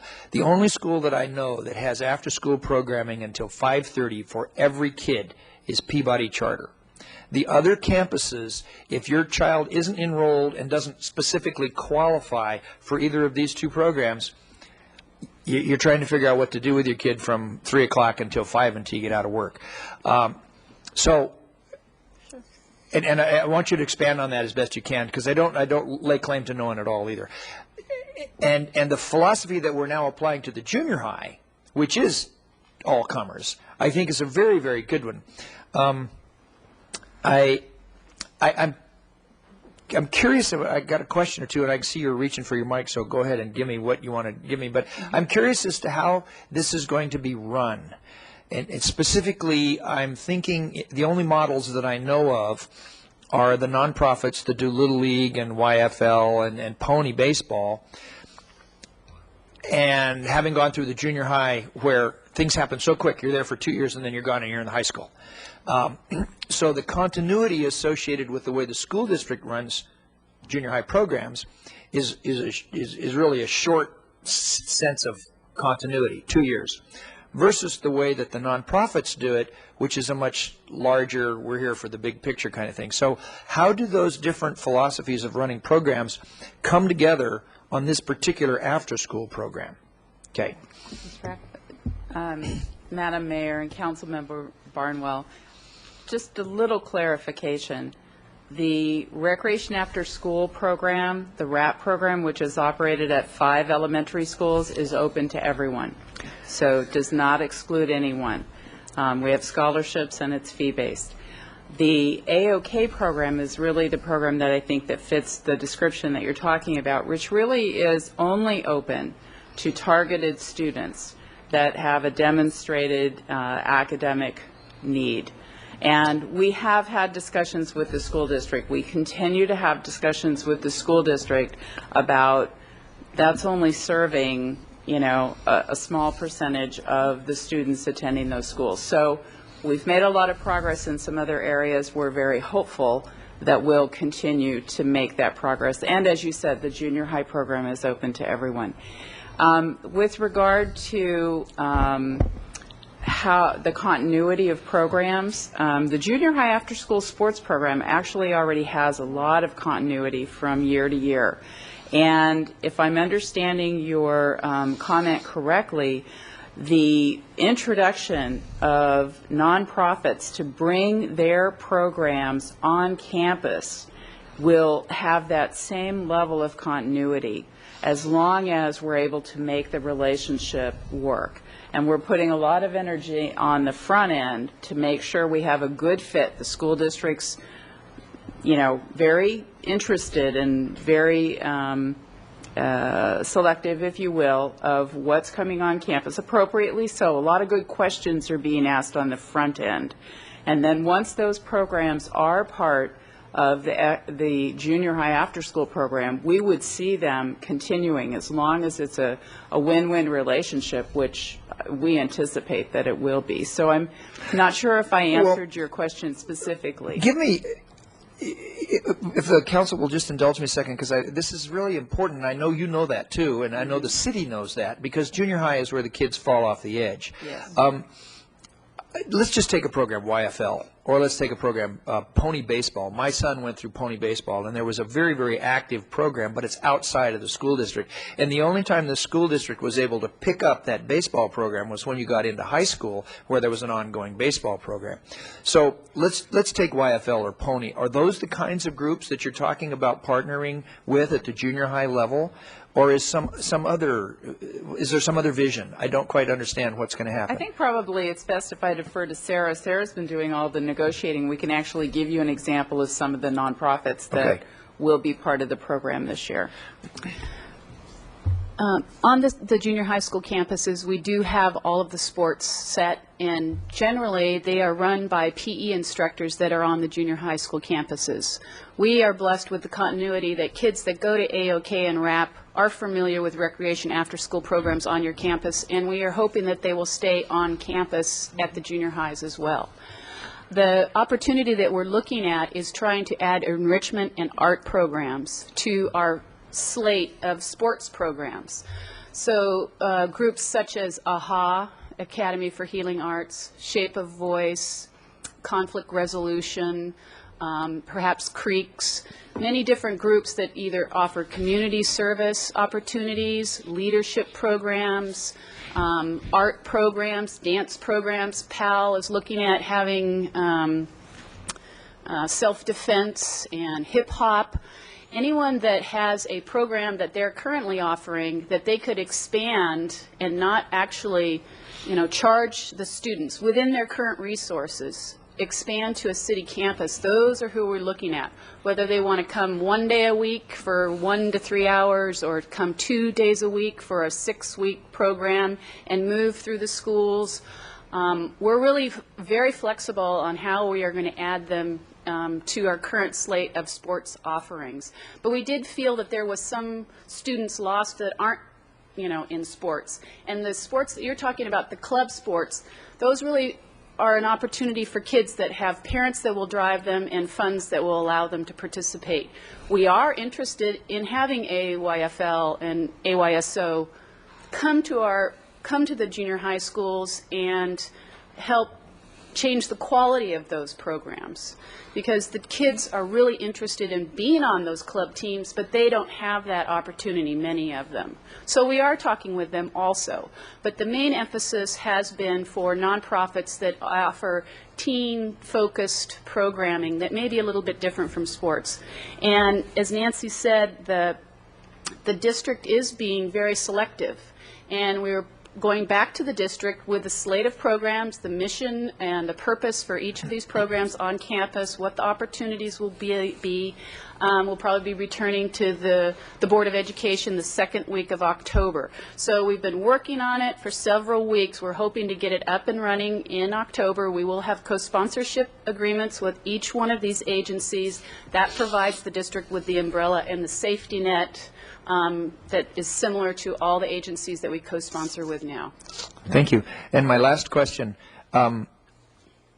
is there a board set up, a committee that's set up to watch this? Because the problems that I had seen in the past were you had the council, and then you had the school board, and in the middle you had the joint Parks and Rec committee of those two other elected groups.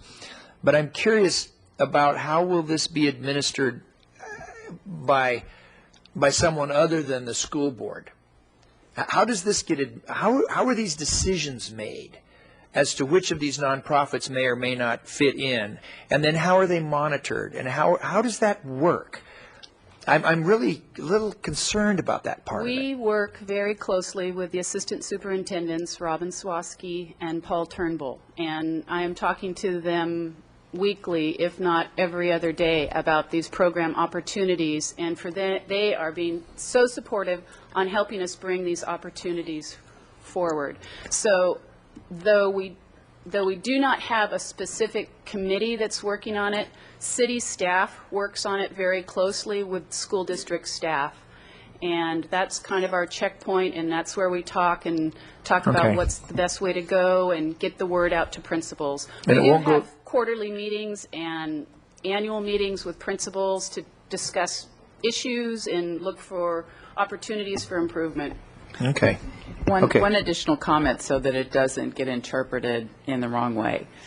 Selective, the school districts, because the reason that they closed their campus to a lot of these activities was the concern that went back to the distribution of flyers and Yeah, right. the use of public property. So their decisions are based on what kind of an organization it is, what are their bylaws, what are their tenants, what does that mean for us as a public facility. So it's not based on any other kind of selective criteria. So we're trying to work with them, and they've been very respectful and very receptive. Okay. Well, thank you, Madam Mayor. I certainly look forward to following it closely. Thank you very much. Okay, Mr. Williams, and then Ms. Schneider. Well, I appreciate Councilmember Barnwell for digging in a little bit, because I think there are some issues that we have to look at that are associated with this. Sarah, can you put up the slide of the participation rates? Because if you remember back when we were approving the budget for FY06, which was in FY05, we had a steep drop off in participation in a couple of these programs.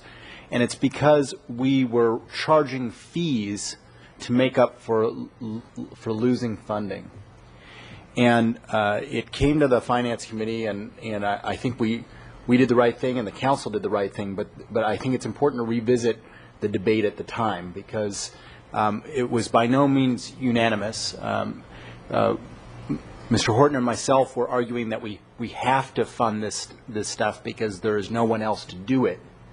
And Dr. Secord was saying, well, but you guys are going to take us in a direction of funding something that cities aren't the primary responsible party for, that the school districts are. And I think it's important for us to remember that, because there is a cautionary note to that. Because as we have increased our funding, which I think is the right thing, because we desperately need to address the issues with our youth, both violence and just quality of life for our youth, not just for the ones who are getting in trouble, but just they have educational opportunities and become good citizens with decent jobs and a good future. But because we've stepped into it, there has been a tendency for, I think, to cut back on the school district's side. Not necessarily directly related, but at least that has taken place. And I think that's understandable if they don't have the money, but they've subsequently realized that they at least have some of the money. And I think we really need to, both as council members and as staff, continue to cultivate a good relationship with the school district, but to say, look, we want to step up to try to make this better, not to get you out of having to do some of your funding and keeping things, more or less the same. We want to work together to increase funding and increase participation in these programs, because that's what we need. And I think I'm just hoping that we can be really united in that message, instead of just Doss Williams, the troublemaker, indicating what a problem that is, because we could get sucked into footing the bill for all this stuff. And that's great. We can take the credit for helping our kids, but when it really should be a partnership between the city and the school district. Yeah. Okay. Thank you, Ms. Schneider. Thank you. I was going to mention something similar, because if you may recall with the budget process, and I am very proud of the funding decisions we made in increasing our youth services tremendously during the budget process. But part of this is in the 09 budget, we don't have the same level of funding. We did that on purpose because we wanted to use this year to work with the school district to try to, I think it's $20,000, and I think that's in the junior high program, so we had 15,000, we boosted up an extra 20 for this fiscal year, but in next fiscal year, it's back down to 15, because we need, with the message saying we need to work with the school district and try to get that funding back up and keep that partnership going. So so it's not only just a philosophical idea of trying to work together, it's a real one in terms of the money available in our budget. And I think the school district wants to has all the best intentions, and I think all the work that we've seen so far in terms of allowing different nonprofits to come in and allowing open up their fields and their facilities is a tremendous change from even just the past couple of years. So hope to see that continue. I am curious about the $7,000 from the city of Goleta and where that number came from. And is it proportional to anything? Is it just a number out of a hat? And is there any further enthusiastic kind of way to boost that and become more of a full partner in terms of the junior high school after school programs? Madam Mayor and Councilmember Schneider, thank you for that introduction, because I did not want to close this conversation without talking about that. It was a number that was an accurate percentage share of the cost of the junior high program that was set several years ago, but it hadn't been upped. And, it just hadn't, for a variety of reasons, mostly having to do with the fact that they basically weren't interested in having that discussion because they didn't have the money. However, in the last year, and especially in the last few months, we've had several discussions initiated by both their council members and their staff about the importance of after-school programs, the questioning for us of what we're doing there. We just recently had a very good meeting with their city manager and a staff person in his office about what's ahead, where we talked about the discussion that took place both between the school board and city council and the community meetings and the focus on junior highs. We talked about the fact that their 7,000 needs to grow very quickly so that it's doubled to be where it should be, and that in the future that could likely increase. We're going to do two things. First off, I want you to know that they were receptive. So we continue to have those discussions. Sarah will be making a presentation to the Goleta City Council, which we have not done before, to really talk about, just as similarly we do the presentation at the school board, talking about the program and what it is. So actually we're very encouraged. They are very excited, and they do understand their role in working with the school district and the support of that program. So thank you for the opportunity to add those comments. You're welcome. And thank you very much. I'll move recommendations A, B, and C. Second. Okay. I'm not surprised for some reason that the Goleta City Council is interested, because I guess I've had that discussion with Councilmember Sevis, and I know a couple of the other are really interested in that. So I'm sure good things will come from that. Ms. Falcone, before we vote. Oh, that's you. That's right. You moved. I just wanted to do a couple things quickly. I want to commend you for that outreach, both of you. The youth issues, whatever they, positive and not, but they are, they're sub-regional for us at least, at the very least. It's Carpinteria, Goleta, Santa Barbara, the county, the school districts plural, all of them. I mean, we are really related, and the turf stuff and the opportunities, the ball fields, just think about all the interrelationship and how we really cross all the boundaries to meet the needs of the youth. And so I really do appreciate the staff's reaching out, and I do think the City Council did the right thing this year, taking the lead and using the resources that we had this year. I do think it's also important that we communicate that we will probably not be in that same position. I mean, it'd be nice to, but I don't think it's predictable that we'll be in the same position next year or the year after. So we've stepped up, we've primed the pump, so to speak, but we're going to really need to see them pick up their end of the stick.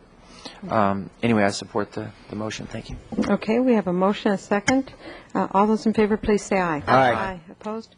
Okay, thank you. Thanks very much for a good report. We will take item 10 right after a short break, and you can get set up. Thanks.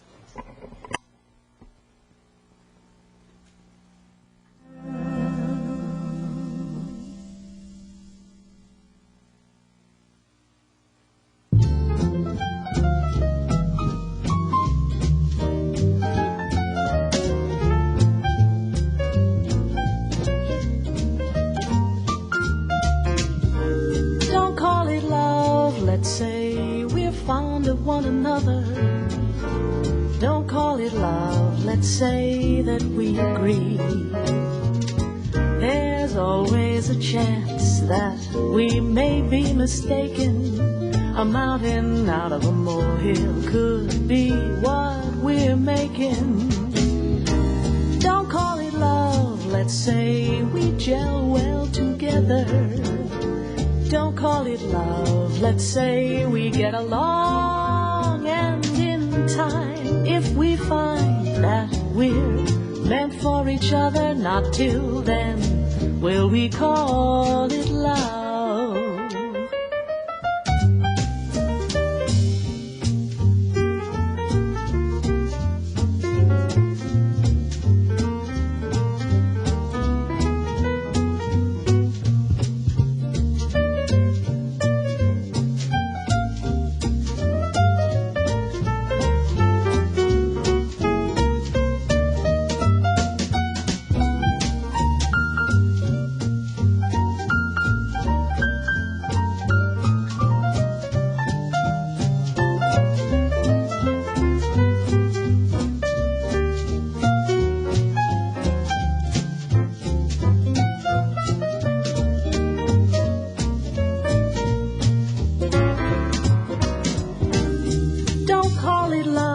Let's say we're fond of one another.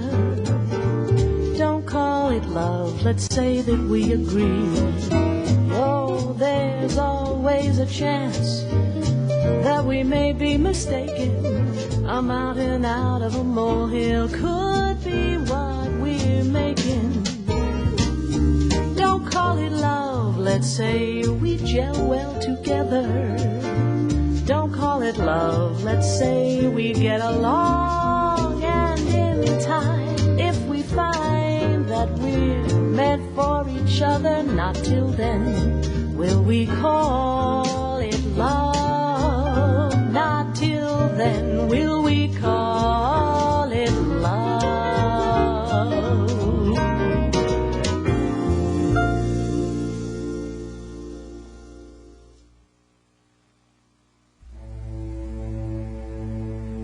Like the beat, beat, beat of the tum-tum when the jungle shadows fall.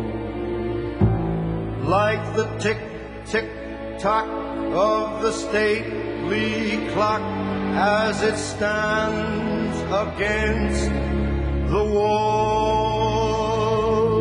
Like the drip, drip, drip of the raindrops when the summer showers through.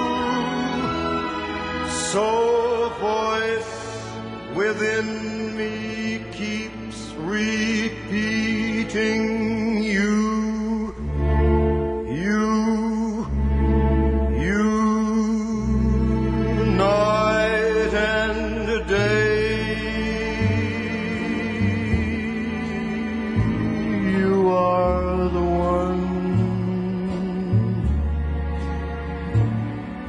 Only you, 'neath the moon or under the sun,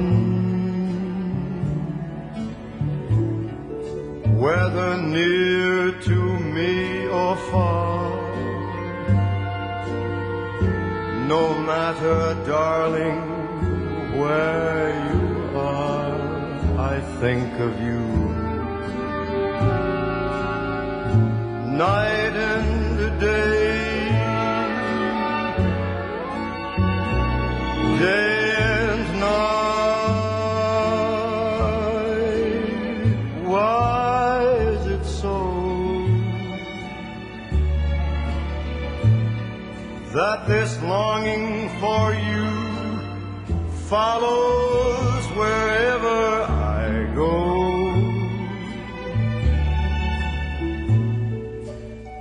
In the roaring traffic's boom, in the silence of my lonely room, I think of you. Night and day, night and day under the high of me. There's an oh such a hungry yearning burning inside of me, and its torment won't be through till you let me spend my life making love to you day and night, night and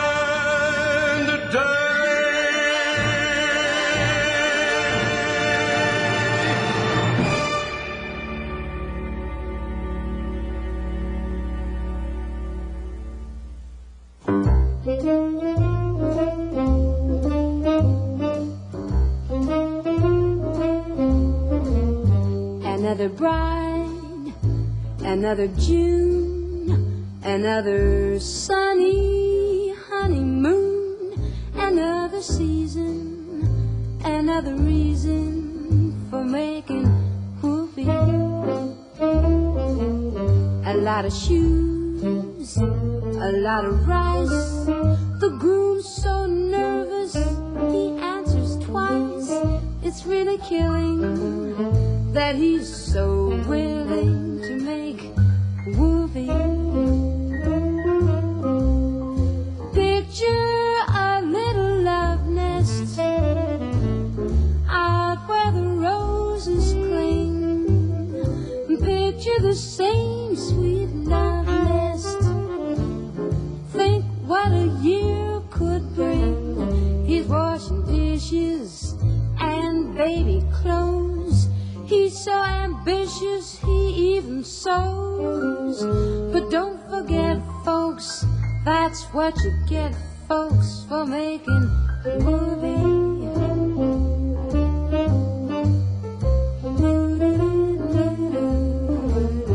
Another year, or maybe less.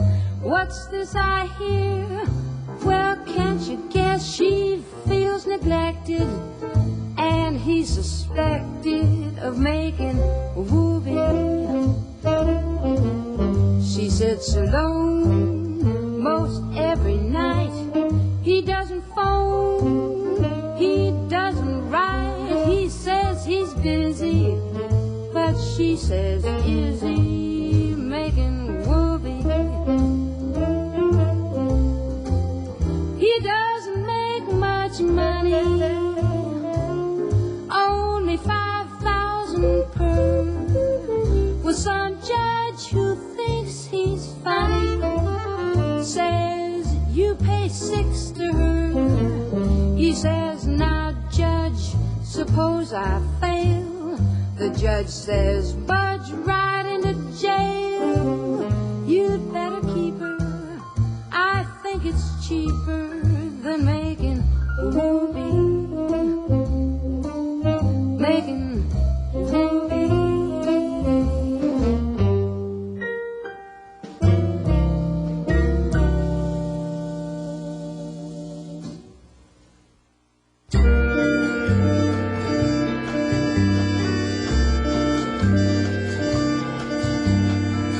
Quiet nights and quiet stars, quiet chords from a guitar, floating on the silence that surrounds us. Quiet thoughts and quiet dreams, quiet walks by quiet streams, climbing hills where lovers go to watch the world below. Together we will eternally in this mood of reverie, away from all the earthly cares around us.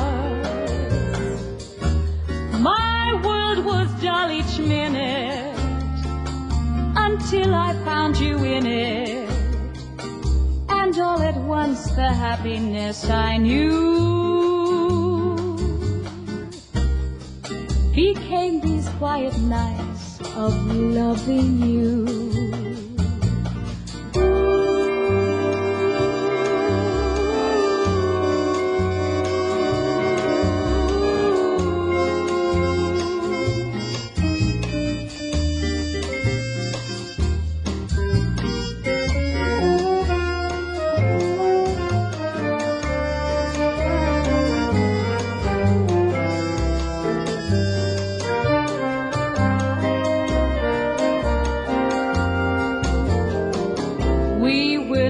Eternally in this mood of revelry, away from all the earthly cares around us.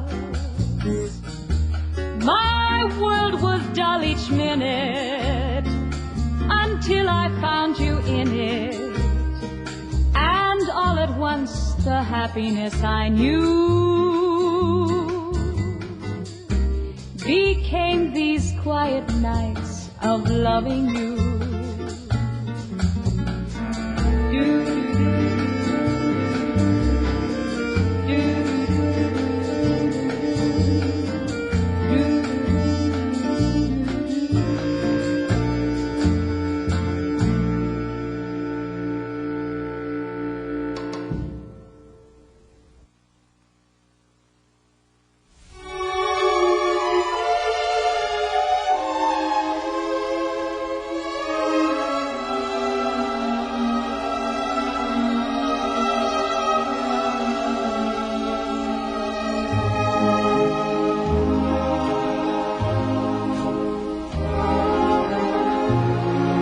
They had ever told me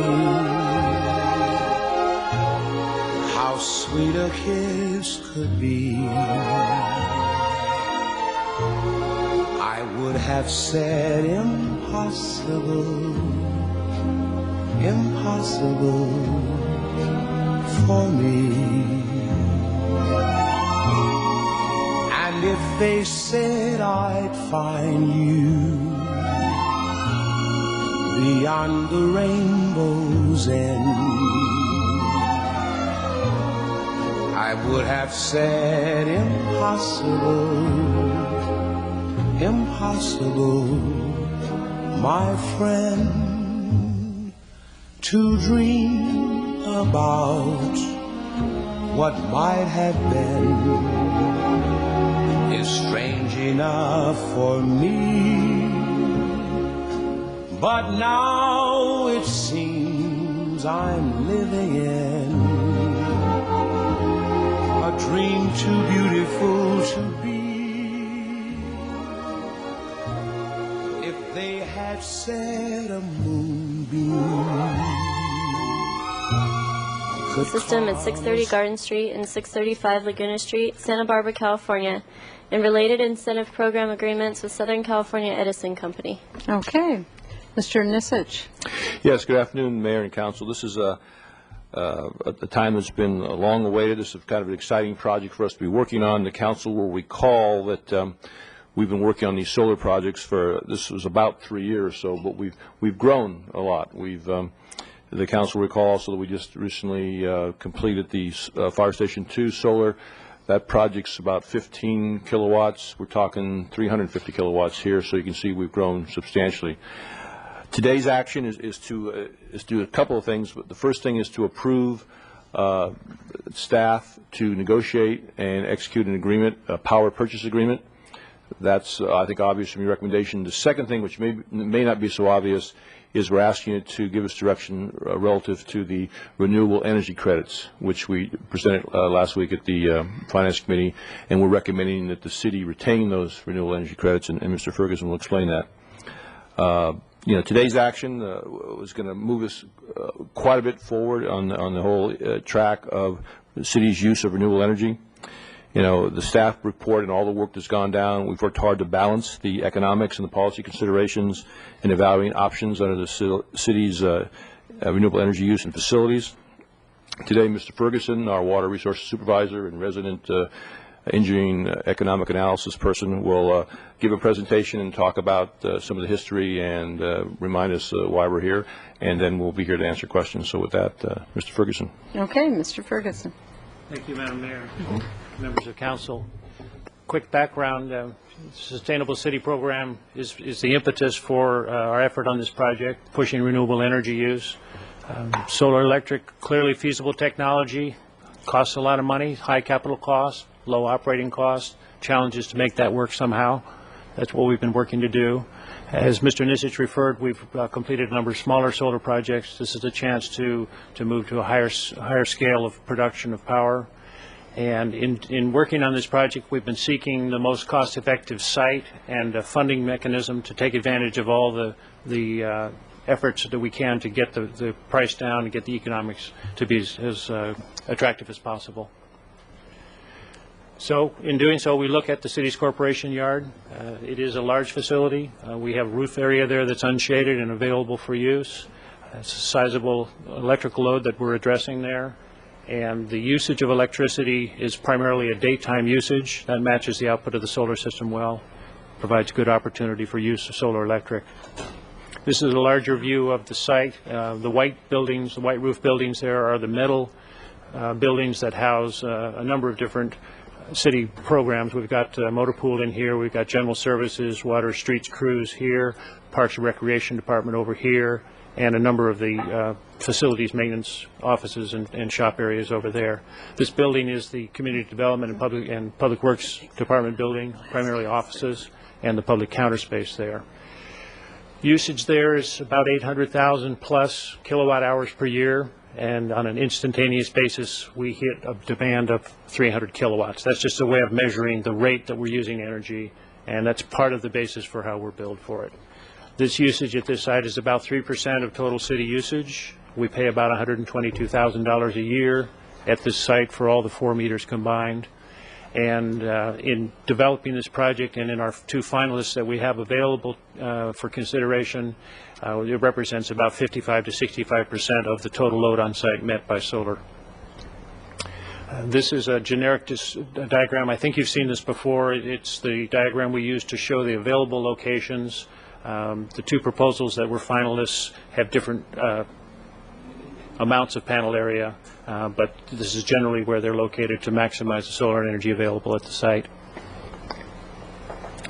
In looking at how the project would be funded, there's a number of different factors that go into it. First of all, Southern California Edison, on behalf of the PUC, has a program called Self-Generation Incentive Program. They provide $2.50 per watt. We have a reservation that was reserved last December. We've been working to meet the deadline. There were a number of delays in that, which were mentioned in the staff report. I won't go into that, but it does mean that we're on a tight time frame to complete by September 30th. So we have about 30% of gross system costs in the rebate, 30% tax credit, plus some accelerated depreciation, and the balance of that, the cost of the project, is funded through a power purchase agreement. A few details on power purchase agreement. Under this approach, the system, the solar energy system, is installed and owned, operated, maintained by a private party, private investors that are coordinated through a company that provides a power purchase agreement. City leases the roof area to the owner of the system and buys electrical energy under that contract. We're looking here at a 20-year contract for electrical purchase. At the end of the term, we have options of buyout, fair market value, or to request that the system be removed, and that would terminate the arrangement. We went through an RFP process after we heard that the League of California City program was canceled. We received 19 statements of qualifications, selected the top 8, got 6 proposals back from that, and 2 finalists were REC Solar and EI Solutions.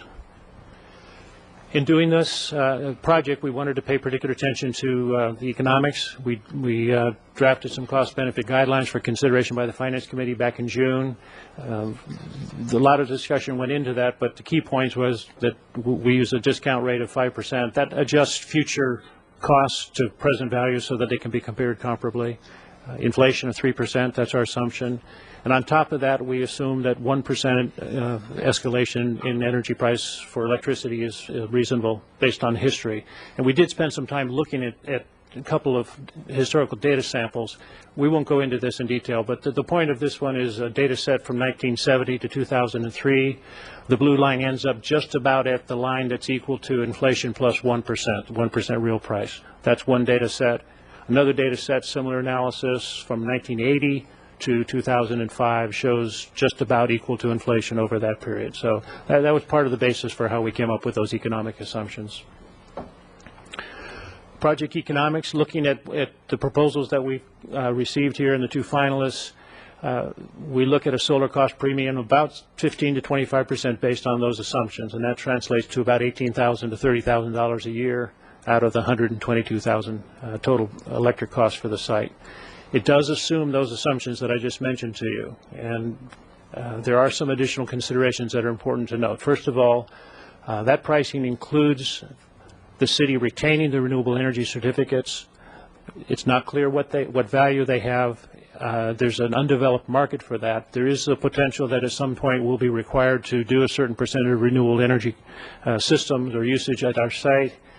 If we have not retained those credits, we can't take credit for that. Secondly, the assumptions are, we think, realistic, but there is potential that escalation gets beyond where we're projecting.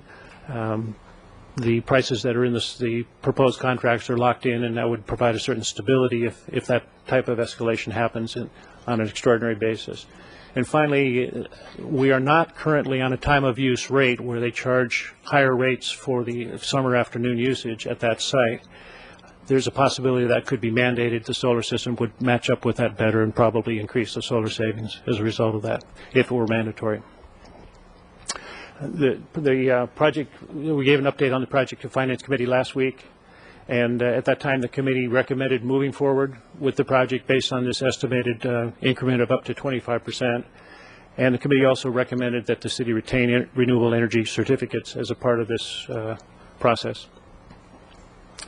And so our next step now is to finalize the power purchase agreement. Based on extensive submittals, we've identified EI Solutions as, at this point, the preferred proposal to accept for final negotiations.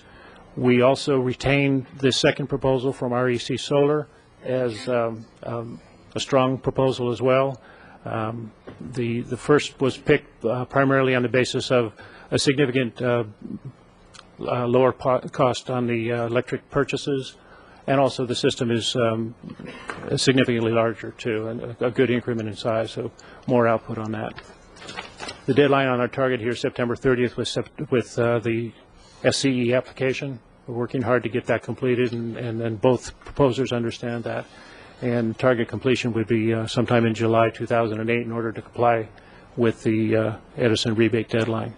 So our goal at this point then is to take direction from the council on keeping or assigning the renewable energy certificates, and the recommendations provided to you today provide the staff authorization to move ahead with the agreements necessary to get the project going. Okay. Okay, thank you. Boy, it's exciting. It's very good. We have one speaker. Do you want me to go ahead and, okay. Tam Hunt, and then Mr. Williams. Hi. Oh, it would be good if we turned to, let's start over. Okay, there. Thanks again. Okay. Afternoon, my name is Tam Hunt. I'm the Energy Program Director at the CEC here in town, and we have a keen interest in solar power, as you know, and have been talking to staff for quite some time about this project and other projects, so I'm very happy personally to see this project finally made real, at least at this stage, and then I'll drink a glass of champagne when it actually is built, hopefully with you folks. So I wanted to add a few things to what Bill has mentioned, and also to thank Bill for his hard work on this. And I certainly agree that the 4% assumption for future rate increases is reasonable. That is, in fact, the historical rate we've seen in the last 20 years. I want to really highlight, though, the trends we're seeing right now in the last couple of years, and talk about the economics of solar and other renewables in light of increasing fossil fuel prices. We finished our blueprint recently. To your effort, you'll be getting a copy very soon. And we have a whole chapter on the economics of our plan to get off fossil fuels. So I want to kind of mention a few things that are relevant to this discussion today. You may not have heard, but actually oil has hit a new record today, above $82 a barrel. It's broken records the last 5 days in a row. It is up 500% over the last 10 years. Natural gas is up 300% over the last 8 years. The cost of electricity relevant to this project from new natural gas plants has gone up 72% in the last 4 years in California. This is from the Energy Commission itself. The cost of electricity for the city has not gone up at that rate, of course, because it takes a few years for these things to have an impact. But this is what we're seeing coming down the pike in the future. And so it is certainly our opinion that the 4% increase annually is probably too low. But that may be the case. But certainly I think the risk is on the upside. And so certainly even though there may be a small premium for this project, I think, given my crystal ball, as good as it is, that it may well save money for the city. And we certainly want to see more of these projects in the future, not just one project. And so I'd like to kind of have everyone kind of think about the economics more, keep in mind the general trends for fossil fuel prices.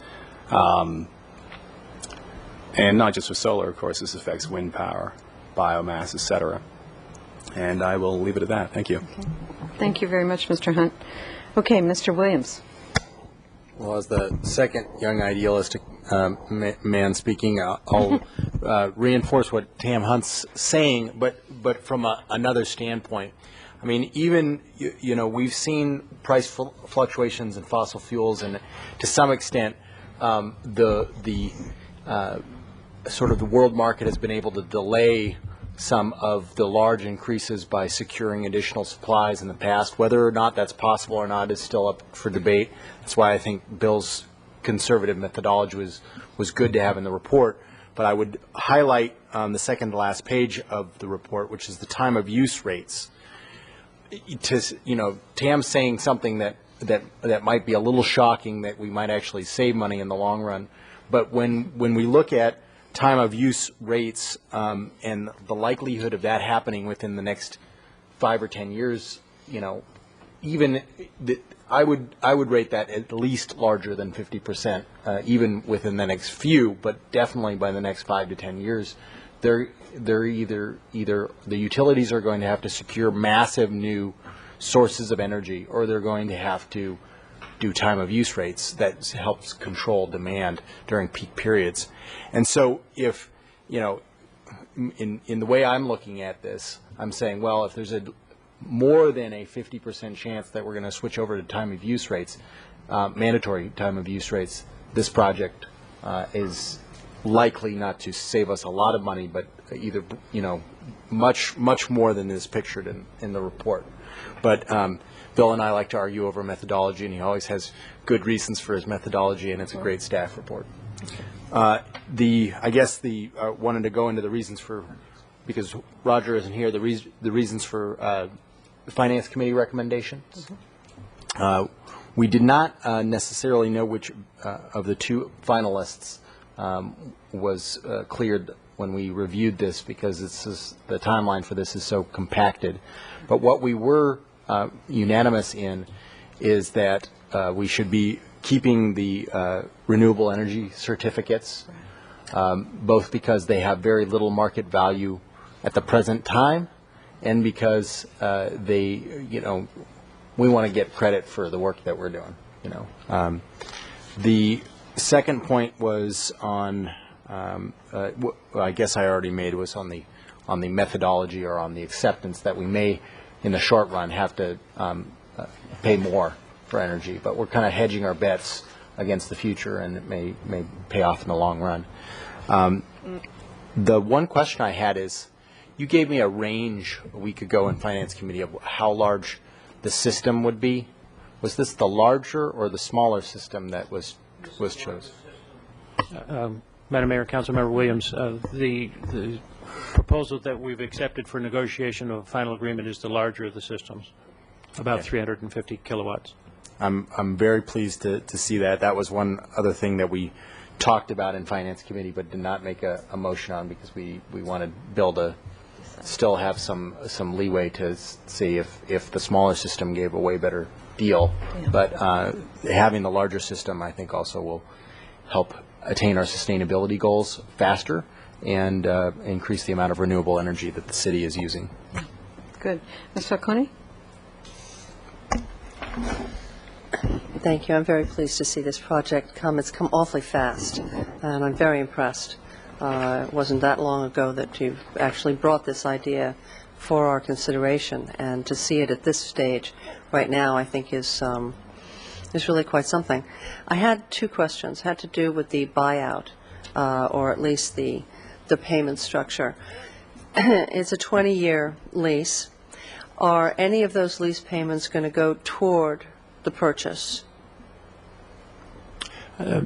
Madam Mayor, Councilmember Falcone, no, it's a power purchase arrangement. The owner continues to own the system. Owner produces electricity, sells electricity to the host, and the city would be the host in this And within situation. that agreement, they are also burdened then with all the maintenance of the system? That's correct. Okay.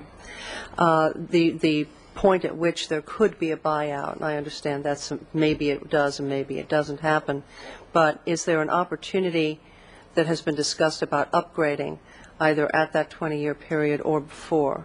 Because technology in this area is ever-changing. Now, I realize this is a fairly large project in the scheme of a city our size. It's a very large project.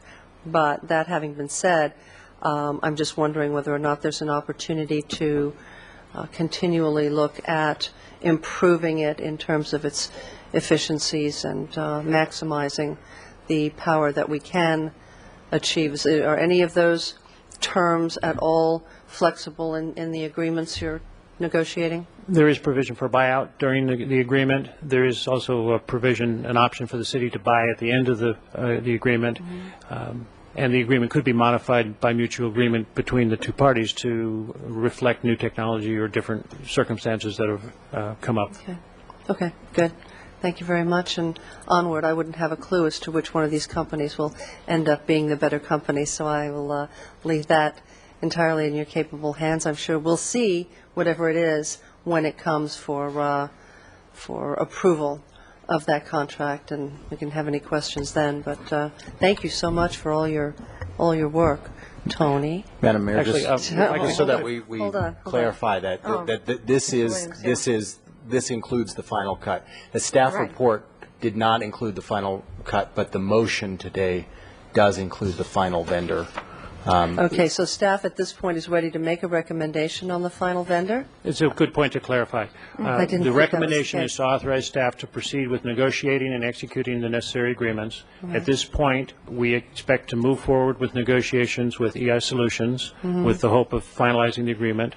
If that's not possible, based on whatever negotiations, we would then move to the second finalist, REC Solar, and attempt negotiations there to secure an All agreement. right, so we won't see it back here again then? This is the action that is necessary for us to take it from here. Okay, and that then was produce it. unclear, so I'm glad that we clarified that today. Thank you. Thank you. Okay. Mr. Barnwell? Thanks, Madam Mayor. Along with everybody else, I'm really glad we're doing this. Hope it's the first of many. Can the third party make money on times during which we don't use the full amount of energy that we generate? Does it get fed back into the pole, and is there some rebate or something like that that goes to the machine, the owners of the machines? The obligation there is that the city as host, in order to provide some security to the company that's invested money to construct and operate the system, is that the city's required to buy and pay for any power that's produced. The systems have been sized so that we expect to be able to use all of that power. There will be some times when we're producing more, it would go back into the grid. It's eligible then as a net metered credit back to the city, not at quite the same rate as what we pay for Edison, but that's a small percentage of the total power we expect. Okay, but it's get credited to the city rather than to the third party, the correct. owner of the machinery. Okay. Credited to the city. I almost hate to put you in this spot, but could you explain a little bit more in depth about renewable energy credits or renewable energy certificates? There's no market for them now, or there's very limited market for them now. just say that there's a vibrant market for them at some point, exactly what would we do with these things we're keeping, and how many do we keep? What does it mean to say we want to keep them? How many are there? What's the basis for number, or whatever it is? Well, I've almost told you all I know about it, but the one thing that I can foresee is that in the future, there may be a requirement of the state of California or some other agency that says that any public agency shall consume a certain percentage of renewable energy by law, or shall offset that use by the purchase of credits. If we have not kept the credits for this project at that point, we would have to go buy them. Now, I don't see anything on the horizon necessarily, but it's not something that would be extraordinary to imagine. Okay, and how many credits do we get by this process here, or is that? My understanding is they're based on kilowatt hours. They accrue on the basis of kilowatt hours produced.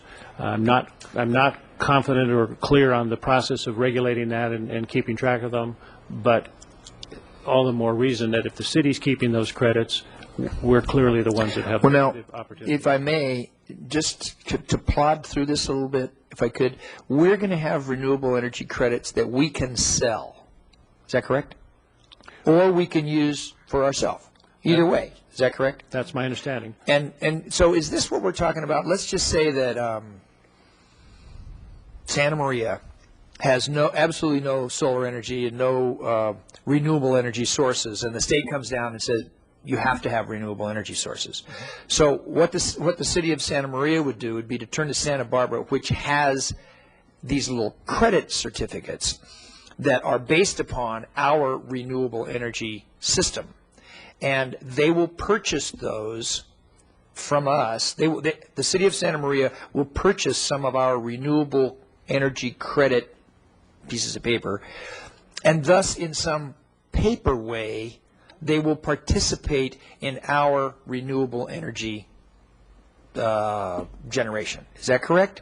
That's a plausible scenario. The upshot of that, though, would be that the city would no longer have those credits to take credit for in meeting whatever requirements may be. Okay, but although we might find at that future date that the fact that we have solar energy, let me see if I want to trace this down just. We have a solar energy system on the roof of that building. We don't need any energy credits because we've got that. If we've retained the credits. Okay. Okay. All right. So we're going to have to hang on to those little suckers to get credit for those things, right? And we could sell them, but only if we felt we had excess of them to sell to somebody else. And we don't know what that is yet because that hasn't all developed. Right. It is a little speculative at this point, but that's the concept. Okay. All right. Then it's wise of us to hang on to those little babies because who knows, right? Okay. Well. Yeah, Mr. Barlow, if I may, I think the way to look at it from the environmental field, this is kind of that mitigation banking issue, whether we're talking about, in this case, renewable energy credits, other places, you have an impact, you want to mitigate it, you can't do it on site, so you go out and find some place that has it. This is just the market-based concept to do that. This particular one's not fully vetted out, but, it's been discussed at the federal level and the local level, or the state level at least, for several years, and I think I agree with what Bill said. I think at some point, in the not too distant future, there's going to be a discussion that we need to do this. If we have given these credits up, then we just don't have the currency anymore to trade, and we still have a producing plant. The other thing that's not in Bill's report that I'd say, remember we did the greenhouse gas emission study, and one of the things we're going to get credit for is renewable energy. If we sell the credits, then we're going to come back to you next year when we do our update and say, whoops, there's no increase there, and you can say, why not? Because we sold those things and we can't take credit for it on this. Yeah. So so it's kind of strange, but we just think that we're doing this not for the money. We're doing it because we think it's the right thing to do. And and we think that it's wise at this point to keep those credits, and if that changes in the future, we'll retain that option. And I don't know what that'll be, but and just so it's clear, when the proposers submitted their proposals, they gave us two costs for the energy we will be buying from them. One, if we retain the credits. One, if we let them keep the credits. And it's not an insignificant amount of money. I mean, it's in the 10 to 15% range, as I recall, between what we would pay. So we think it's worth it to keep it not because it will have value in the future, but because that allows us to continue to keep the credit. So, but over the 20-year life of the project, it's not an insignificant amount of money. Okay. Well, thank you. I appreciate the backstory on that. Thank you, Madam Mayor. I look forward to the project. Attorney Dunn. Attorney, da-da-da-da. Madam Mayor, could I clarify something with respect to the questions that Councilmember Falcone was asking? Sure. In terms of whether this project or the approvals, the authorization being granted by the City Council will be coming back. It will be coming back in I assume, a week, because this requires an ordinance, so 2 readings. The ordinance will have to be adopted before this becomes final. Right, thank you. Yeah, thank you. Also, I think it's very likely that we are going to need those credits, because I know, well, it depends on how long this governor stays there, but he would be one who would tell us we have to do it. He's very proactive in this field, so I think it's way over 50% that we need them. So it's a good idea to keep them. Okay, any other discussion? Oh, I'm sorry, Mr. Williams. Well, 2 points. One would be that the legislature is pushing even harder than the governor is. I know. So let's not give the governor all the credit. But with a combination. And a second would be that the other issue with the renewable energy credits would be, it's not just a financial decision, but it's sort of an ethical one too. Because if there's mandates, then us selling it allows someone else to continue to produce, X amount of carbon emissions or X amount of whatever continues to be able to pollute. And in a way, it's conceivable that the value of those could go up so much that we could decide, well, we're going to sell this and then we're going to step up and do another project with the money that we make for it, and that might be better, but at this point, it's not even in the ballpark. Right.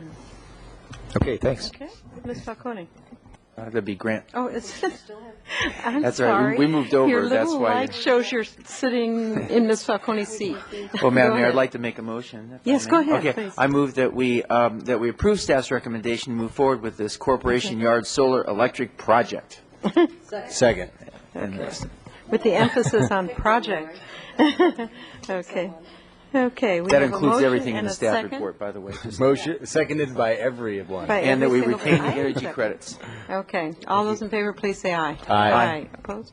Very good. And Madam Mayor, before you close, I just want to publicly thank Bill Ferguson. He's one of our best thank you. analytical minds in the city, but when the League of California Cities project fell through, we had a very short time frame to go out, get qualified proposers, evaluate very technical information, narrow it down to 2, and then he's been simultaneously negotiating with both of the proposers the last couple of weeks, and now he's going to have to get this all together so we can submit something to the state by September 30th, and it's really been a major project, and he's done a really outstanding job on it. Yeah, thank you very Thank you, much, Bill. Mr. Ferguson. I have a feeling Mr. McDermott might be in on some of this as well. Oh, yeah. Could be. I just like to give the attorneys at least some due here in the world, Well, the other thing is that I think it's really important, and this isn't happening yet, that when the legislature comes up with some solar credits, or the league comes up with a program, or I remember years and years and years ago in the 70s, Gary Hart, or I think he was senator at the time, he could have been an assembly member, came up with a solar program, but it only lasted like 3 years. So, these things need to be, if municipalities and small businesses are going to make good planning, they need to be able to count on these things happening. So we've got to make sure that they're longer lasting. They should be just programs that are on the books. So anyway, that's just my little thing there. Okay, thank you very much. Thanks for the thing. We did vote, didn't we? I voted. Okay. Council member committee assignment reports. We have a few minutes. This is good. Ms. Falcone, you don't all have to report in. But Thank you very much. I appreciate it. And it follows right on the heels of this particular subject matter. Many of us did attend the annual conference of the League of California Cities in Sacramento about 10 days ago or so. I was there, I think, for 5 days, and gotta love Sacramento for 5 days in the heat. However, it was 2,500 people at least, of officials from all around the state, very, very well attended. It was amazing to me when you went down to the vendor's booth and you also had the various programming and so forth. The main theme theme of the entire conference was sustainability and green projects and so forth. In fact, one of our sessions, he wasn't scheduled to be there, but he sort of made his way onto the stage. Our current Attorney General, former governor, and many other things, Jerry Brown, was one of our speakers, and he was very much talking about green and sustainable, and his lawsuit that has to do with promoting AB 32, which is the air quality bill that the governor, as you said, pushed. And he held up, and I want to bring to everybody's attention, the Institute for Local Government, which is a nonprofit arm of the League of California Cities. They are engaged in a program. I know that the operation you were engaged in with this particular project out at the Yard fell through, but the Institute for Local Government, in coordination with the League, is working on the California Climate Action Network, or California CAN.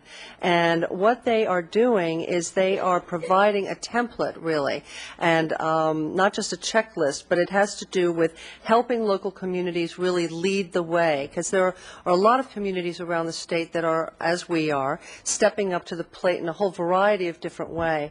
But it's kind of a catch and catch can, and there's no real uniformity to it. And so providing climate action resources and tools, connecting local officials for education and action, certifying best practices, and recognizing achievements. And what they're doing, and it's not finished, but this is the beginning, they are preparing a long list of what you can do in terms of energy efficiency and conservation.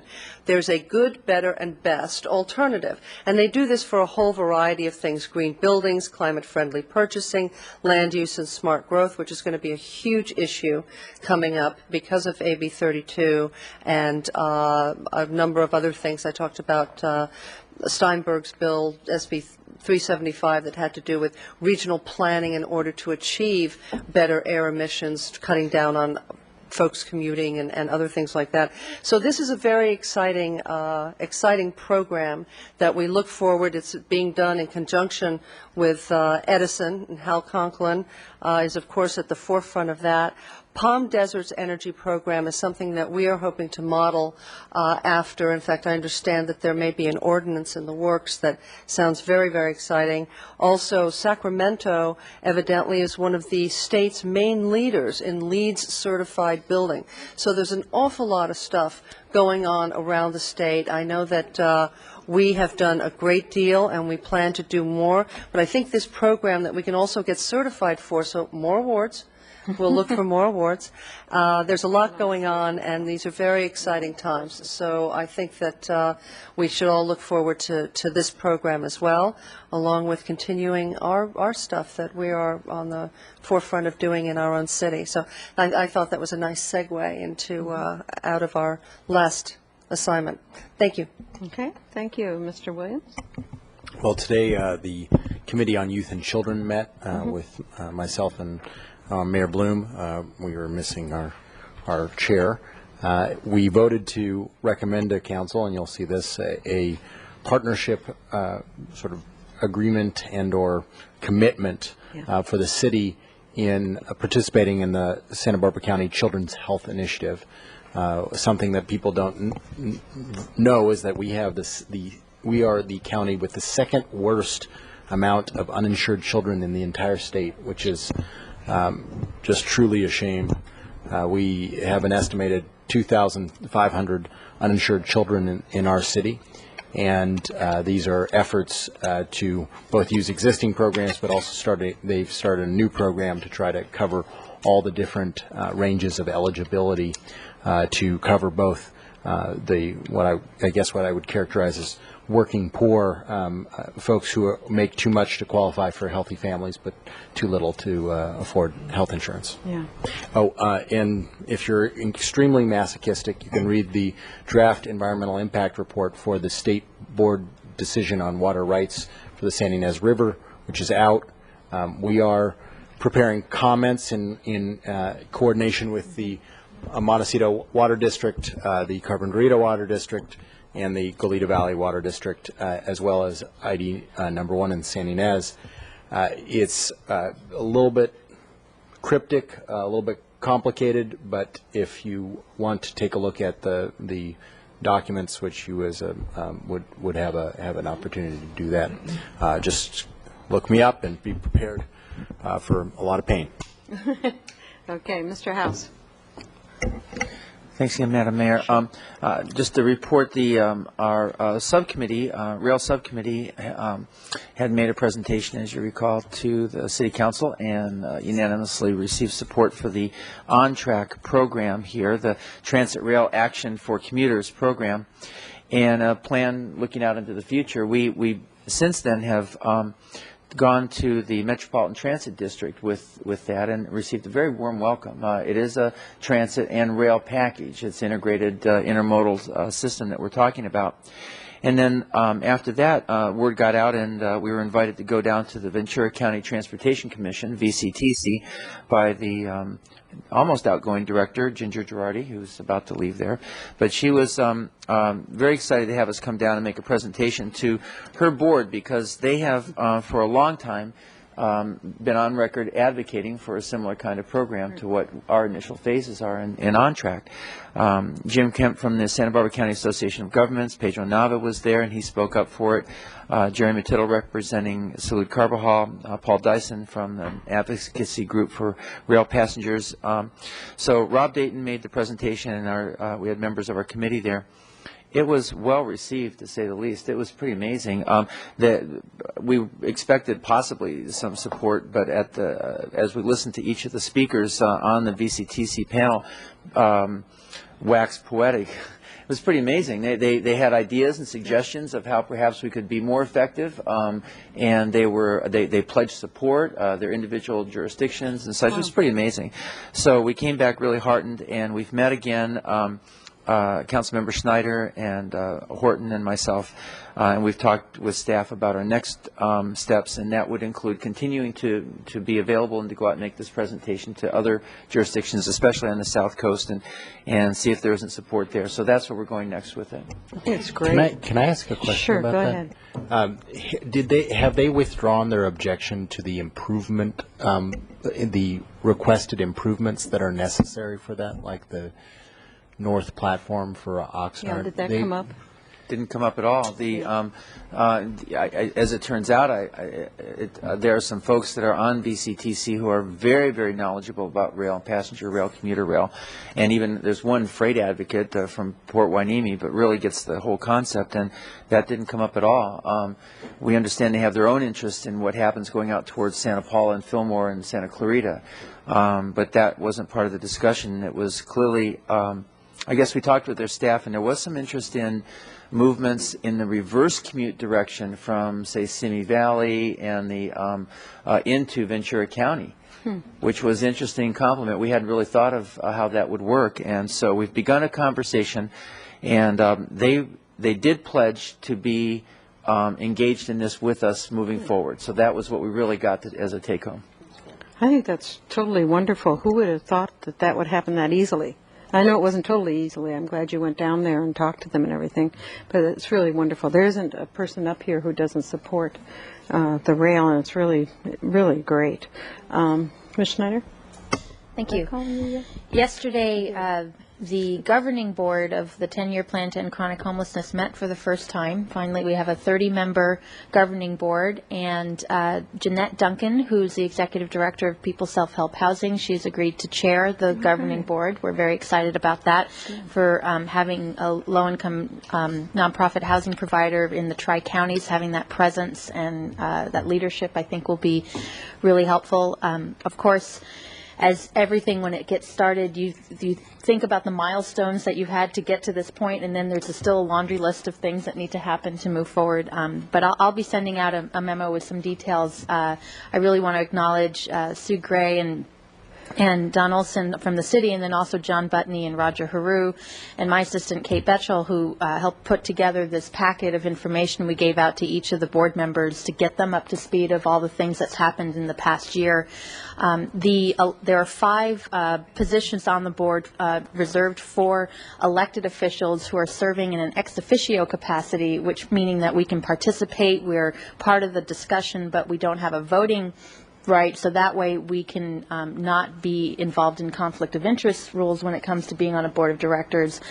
We went through county council and all of that to make that happen because it didn't make any sense to have good advocates about homeless services in the 10-year plan serve on this committee and then have to recuse themselves when issues about that came to their own public body. So the 5 that are serving on the governing board are myself, Supervisor Wolf, Susan Warnstrom, who's Joni Gray, Supervisor Gray's executive assistant, Mayor Dick DeWeese from Lompoc, and Councilmember Bob Orrick from Santa Maria. So having that full countywide representation is really good. And the governing board includes people from the faith community, business leaders, the nonprofit social service agencies from throughout the county, a couple of homeless people, or one of them was recently formally homeless, and there'll be subcommittees and lots of different ways people can get involved. But it's certainly a milestone that we were able to finally have the governing board and a lot of things in terms of implementing the plan that was adopted a year ago have already been in place. There's still funding applications out there to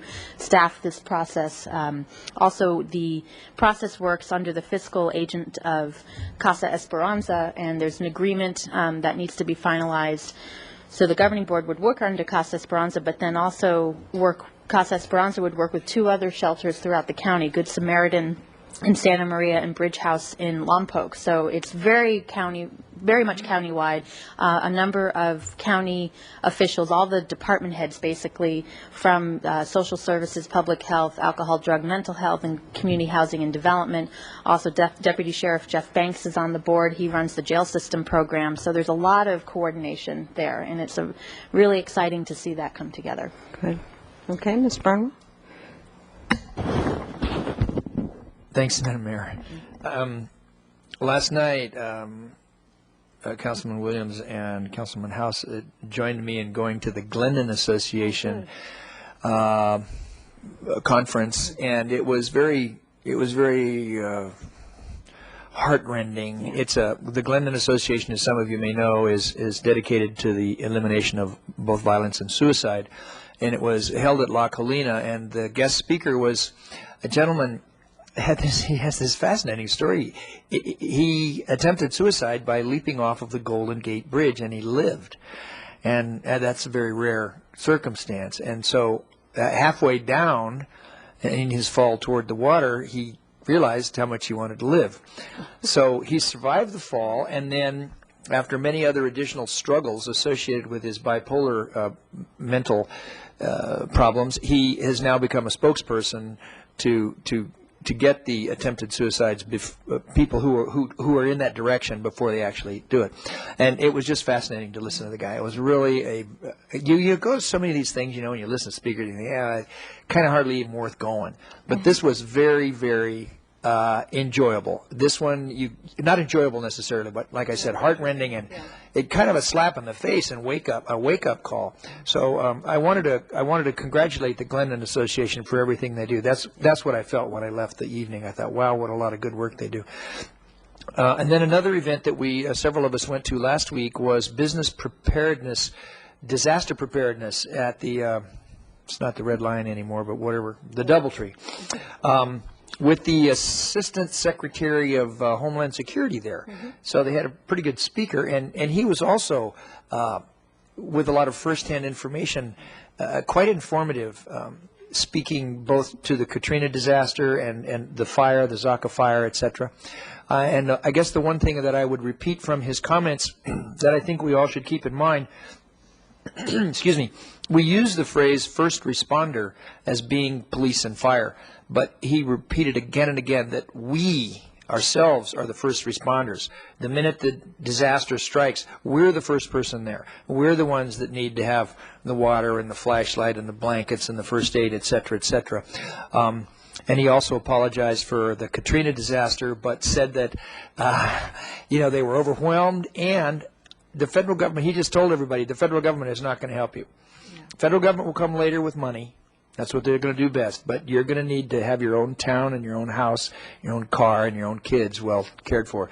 So that was I just wanted to let everybody know those were both very, very informative and very good, and several council members were there with me. Thank you, Madam Mayor. That was very good. We last night I went to give Peter, Paul, and Mary their letter of recognition from the council, and unfortunately Mary is having back surgery, so she wasn't there. So it was a Peter Paul thing, but they're wonderful. It's just they sang, and we all sang along with them. So I just wanted you to know that because we gave that from the city. I also attended the National Board of the U.S. Conference of Mayors this last weekend, and for 3 days in New Jersey, because the president is from Trenton, New Jersey, which is a city that needs some work. But but he's a very nice man, and he's actually doing a bunch of things downtown. That's to get more people to live downtown. But anyway, we had fun with him because he had a fife and drum corps came, and a fake George Washington came and gave a long speech. I've never seen such a long speech, and all these mayors, are used to speeches, but this went on and on. So from then on, we threatened to bring George Washington back whenever somebody would act up. But we did get a lot of work done, and the three main things were, we talked about infrastructure and how all over this country we need to rebuild the infrastructure. And it's really, and the mayor, R.T. Rybeck from Minneapolis was there, and he's a wonderful man, but that was difficult. And he said, we either have quality, we spend some money on something ahead of time, or we're going to be doing catch-up, and people are going to be dying. And it's all over the country. So we're talking about bringing back a program that was very active in the 80s, and it's called Rebuild America. And it has to do with, we had 3 governors there from Pennsylvania, from New Jersey, and from Maryland, 2 of whom were mayors, formerly mayors, so we made the third one a mayor too, just for fun. But they're talking about getting together and starting Rebuild America, and I think luckily we did that bridge inventory here, and we know what we need in the city, but it's just really important all around the country. So that's number one. And then secondly, we talked about gangs. And I am constantly amazed at the number of cities that are struggling with the gangs, especially with young people. And in every state, Ohio, in Tennessee, Mississippi. So we talked about that. And what came up was assault weapons, because the mayor of Miami was there, and they just had a 19-year-old with an assault weapon kill a police officer and wound 3 others. I mean, that's just, we've got to get the assault weapon ban back. So we'll talk to a couple of senators and hopefully we can get that done. And then the third thing, of course, is climate change and sustainability. And that's, it was very interesting. We're having a water meeting in a couple of weeks, and then in November, climate change. But, they're pushing really hard, and it's passed the Senate and passed the House. But we think it might get vetoed. But it's CDBG-type grants for energy and the environment. They're block grants to cities and counties and states. And I'll write this up because I have information on how much would come to the city of Santa Barbara. It's not insignificant. I hate to put out a number, but I think it's something like $400,000, but it's a lot. But you would have to apply for block grants just like, and you would give them out, just like we do CDBG types of thing. I think it's a great idea. It did pass both houses, but we'll see what happens. It's in a conference committee now, and they're threatening not to appoint conference members. I didn't know you could do that. I thought you had to once. I don't know. I'm so naive with this stuff somehow, but they're trying to get it buried, the minority. So anyway, good things are happening, and we are not alone with gang problems. We're not alone with problems with our bridges and having to replace 3 of them. And we're not alone in trying to make this a more sustainable planet. So I guess that's why I go to these things, just to make sure we're part of of what solving the problems instead of becoming a problem. So anyway, anything else from anybody? We are out exactly at 5, except our work day goes to 5:30, but that's okay. Anyway, we are adjourned.